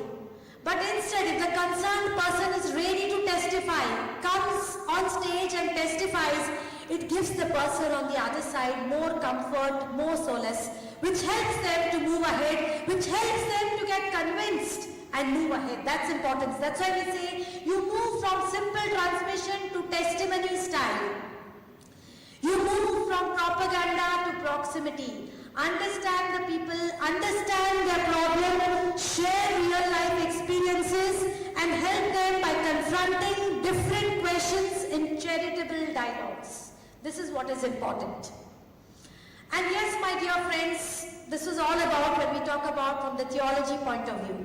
Coming to my last point, which is cyber security issues. This is what all of us fear today, right? Don't you fear? You are all comfortable. But yes, suddenly you find that your account is empty. Suddenly you found you had gone to place order for dairy flesh. You had made the payment online. And the next day you find your account is empty. So what do? You don't subscribe for dairy flesh only anymore. Why? Because the experience you had when you went to make your payment online was a forsaken thing that happened, incident that happened to you. This cyber security is a major threat for all of us today. But yet, we need to understand the intricacies of cyber security whenever possible, whatever way possible, and move ahead in the digital media. Do not go back. Do not step backwards. Thinking of the fear of cyber security should not put you backwards. It should take you ahead, but keeping you a little alert to understand what are the dangers, what are the things you need to be careful with when you are using internet. How can I remain confident that I'm really communicating the Catholic faith? This is a very, very important question. We need to ask ourselves, authentic voice. See, very often we just search for something on the net. How sure are we of the authenticity? This is a point that worries us, right? But if we are focused on our scriptures, if we are focused to the sites that we go, we need to keep track of the sites that we are going to refer. We need to see, don't just, click a search button on Google and whatever you get, start reading. No, you need to see what is the site you're looking at and then only carry out with your reading activities. This is important for us to understand. Today we are faced with different cyber crimes, but we need to be acquainted. We just need to be acquainted. Many of you, I'm sure, have got messages. See, I'm not talking only about you. It is us as professors. I am a professor in the IT domain. I have my head of department who was fooled in the month, during the pandemic time last year in January for 20,000 rupees. He is an IT expert, but yes, he got fooled. So it is not only, don't think that only lay people or people who do not understand IT get fooled. Anybody can get fooled. I will just, if you allow me, I will just share the simple incident what happened for you to understand. During COVID time, we had to give lectures online to the students, to the engineering students. So what happened is the teachers used to not meet each other. And we have got our college email IDs. So the head of department received an email from one of my colleagues saying that my mother is in hospital and I am in urgent need of money. Okay, can you please deposit 20,000 in my account? Now, it was pandemic time, nobody bothered, it has come from his email ID. It has not come from some unknown email ID. It has come from the professor's email ID. So the professor really thought it was a necessity and immediately that same moment he transferred 20,000. And the professor was waiting. How is it that I have not been thanked by him for the money? Anyway, he ignored it, he did not bother. After 2 months when the virus had reduced, when the casualties had reduced and we had to join back at work, that was the time the head of department asked my colleague that how is your mother now? He got puzzled. He said, how is my mother now? What happened to my mother? And that was the time the entire thing came to light. Now what had happened here? The college email account of that particular professor was being hacked by somebody, and that email was being sent. You see, it was an IT professor, a senior IT professor I should say, who has reached retirement now, but yet, see, these are things which we don't, the manner in which the hackers and the crackers go about is really, it's to be admired. So the reason is we need to be careful of how we go about. We need to validate things before we carry out any financial transactions. Unless you are sure of the financial transaction, please do not go ahead with any financial transaction. You know, there is an attack called as phishing attack. Does anybody know what's a phishing attack? Does anybody know what's a phishing attack? Yes, the sign is duplicate of the original website, and you are asked to enter your login credentials, and you most happily enter your login credentials. Right? But actually it's a duplicate site that has been created looking just like the original website page, the home page. The only difference is one small alphabet could be capital or small alphabet, or a small alphabet could be extra. You know, you don't realize it with naked eye when you're trying to do things at a faster pace. You neglect. You tend to ignore these small things that come on your way, and that's enough to empty your bank account. Right? So you need to be careful. These are some of the accounts, that the different types of cyber crimes that we can have, which are very, very dangerous. So I am not trying to scare you, my dear friends. No, I am just enlightening you that these things are possible. I am just trying to tell you that you need to be alert when you are using internet. Be alert, use it. Absolutely. Have all of us stopped using GPA for payments? No, we are using it. Are there no people who have been fooled with GPay? There are people. So the only thing, we have to move with technology, we have to move in this electronic age. The only thing is we need to be alert and conscious as we carry out our activities. That's the only thing we need to keep in mind. Okay, so I will not go more into detail of the cyber crimes. I am taking you faster. Sister? This is the profile. You know why people trouble us? Why those hackers and all trouble us? These are the reasons they trouble us. They are usually some disgruntled employee who will be troubled. Teenagers, professional hackers for money, for finance, a business rival, an ex-boyfriend, a divorced husband. These are the people who try to hack, who try to get into, you know, all the wrong means to take you one step backward in your digital era. Public Wi-Fi is also another area where we need to be careful. Sometimes it is not trustworthy. You need to be careful what to do and what not to do on a public Wi-Fi network. Yes, this is Pope Francis who wrote in his new apostolic exhortation to young people, where he says social media can be used as a tool of evangelization and a place of dialogue with others. But they also can be lonely environments where young people fall prey to humanity's worst vices. This is the cyber crimes, the pornography, the various points that I put about. Right, you're talking about, as they are reading on the Bible, the digital Bible, there is some advertisement that comes, they tend to click on it. It goes as a joke, but you never know what it can turn to later. So you have got to be alert, you have got to be conscious. Never leave your children alone on a particular, even if you feel they are reading the Bible. Please ponder, please come and visit them from time to time to make sure they are reading the digital Bible only and not clicked on an advertisement that had opened on the site. Of course, there are various other ways in the cyber, you have got blockers, pop-up blockers that you can use. There are child control tools. There are so many parental lock systems that can be used. We need to move with technology and understand these mechanisms and use them rather than step backwards to use technology. We need to understand the mechanisms, how to handle technology. I'll skip this. Okay, so when you're using social media, it is requested that we now need to develop a social media policy, and then we will try to keep ourselves as safe as possible, as much as possible. There are a lot of available tools, online network and contents. And it takes more fishers who will be able to utilize the opportunities offered by social media and become the fishers of men. We need to be fishers of men. We need to do it. So digital technology has abundant for us. So for those wishing to embrace new technologies to build community and deepen faith, there's lots available for us. We should be willing to deepen our faith. That's important. I would like to conclude with the message that Pope Francis has for us.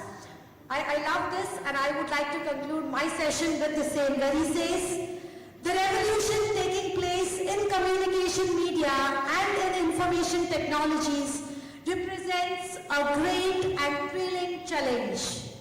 May we respond to that challenge with fresh energy and imagination as we seek to share with others the beauty of God.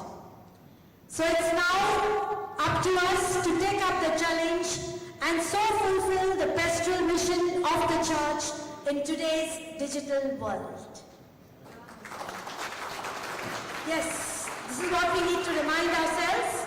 We are called to live and share Christ. That's the message I have for all of you. In summarization, ride the train, don't jump in front of it. Ride it with alertness.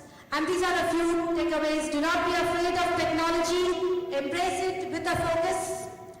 Almost everything in today's world is hooked up to the internet. Be confident to accept the change. The cyber crimes and authenticity related issues have frightened many people, but do not take a step backward. Be alert and move ahead. Thank you.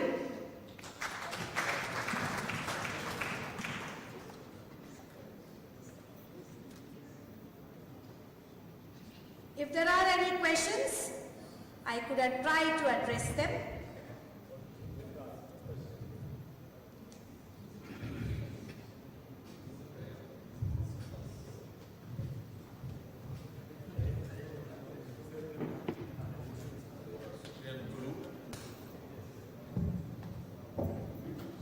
Very good, your presentation is so Thank powerful. you. Thank you. One question, 3 parts. Yes. A challenge for me now, huh? Yes, yes. First question. Yes. Rural area is less digitalized Yes. compared to the urban area. But faith in rural area is more powerful than the urban area. Urban is more digital. Second question. Western countries, America and European countries are highly digitalized, but number of Christians are decreasing. In India, Christianity only 2%.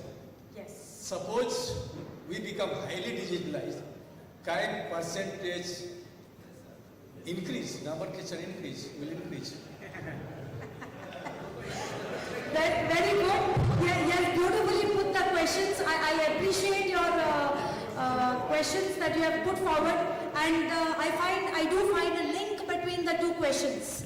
As brother, I'm calling brother because I don't know father lay person, so I'm saying brother because I'm not aware. So as brother has just beautifully said, in rural areas there is no digitization, it is less. But yet, if you look at the people's faith, it is much more. Very true. Why do you think it is?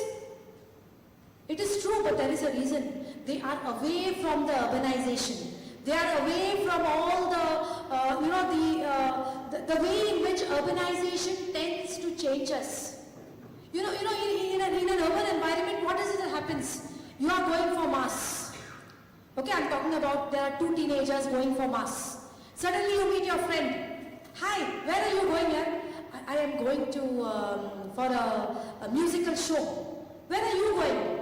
For mass. Today is Sunday, you forgot. Come on, yaar. What is that musical show? What is that mass you are going for? You listen to online mass. Just sit in my car and come with me for the musical show. Have you heard of situations like this? This is exactly what happens in urban life. This is exactly what happens in cities. See, it is the bringing up of a person. Urban bringing up of a person and rural bringing up, there is a big difference. You know, the humility that you find in the rural area is not the same as what you will find in when you talk of it in terms of urban areas. And that's exactly what makes the difference. I do not know how many of you will agree with me, but this is my viewpoint to it. That there is a big difference when you talk about urban lifestyle and when you talk about rural lifestyle. You talk about it in all ways. You talk about it in terms of faith. You talk about it in terms of, you look at the people going for mass in a village.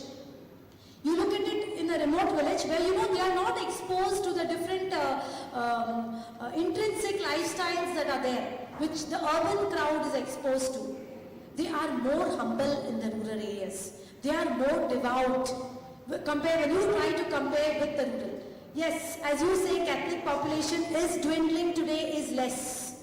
How can we help? That's exactly where we talk about reaching the unreached. Reaching the unreached is not only reaching Catholic population, it's also reaching the general population whom you are trying to convince, the gone away, the led astray, whom you are trying to convince and bring back. You are trying to say God has a message for salvation. So that's where you talk about it's urbanization and rural that makes the difference. We need to try to spread the message as much as we can. How good are we at it? How much efforts are we trying to make? We have the clergy that is making a lot of efforts. As lay people, how much efforts are we trying to put in to draw people? How much efforts are we trying to put in to convince our own neighborhood, our own children, trying to tell them going for mass is important. The importance of the Holy Eucharist, what role are we playing, or are we busy in our lives? That's the problem today. Each one of us is busy in our lives. We are urbanizing ourselves. We are trying to get busy. So if we get busy, we are not able to give time to the younger generation. If you are not able to give time to the younger generation, how will they develop the love? How will they understand the sharing of love and faith? Right? The responsibility lies in each one of us. Clergy is doing their part as much as they can. But as lay people, we do need to provide, we do need to play our role in sharing love and faith.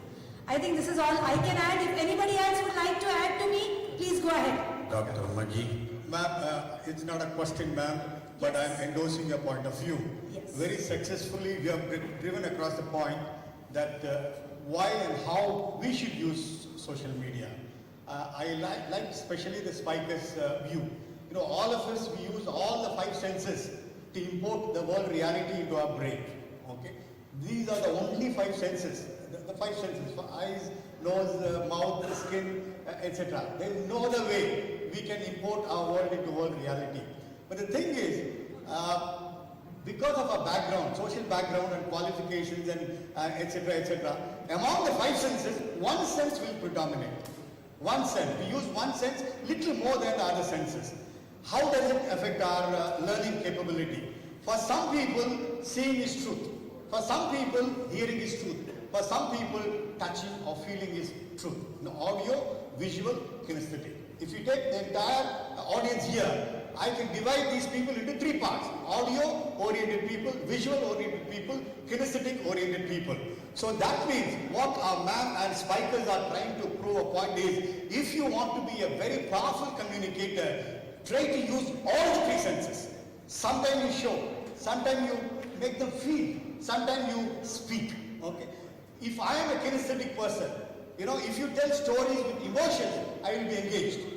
If you show something, if you do something else, I won't listen. My attention will be diverted. This is one of the reasons why when we preach sometime, audio-oriented people will be completely engrossed in the session. The video and kinesthetic will be out. They will be only fake listeners. They'll be there physically, but mentally they won't be here. So in order to be a powerful communicator, especially according to her point of view, the social media has all the 3. This is one of the best reasons why we need to use social media powerfully so that we can cater to 100% of our audience. Thank you, ma'am. Thank you very much, brother, for sharing your views and your knowledge too. Thank you, Dr. Maggie. Now I would like to invite Father Deepak Anto from President of Kerala region to thank and to honor.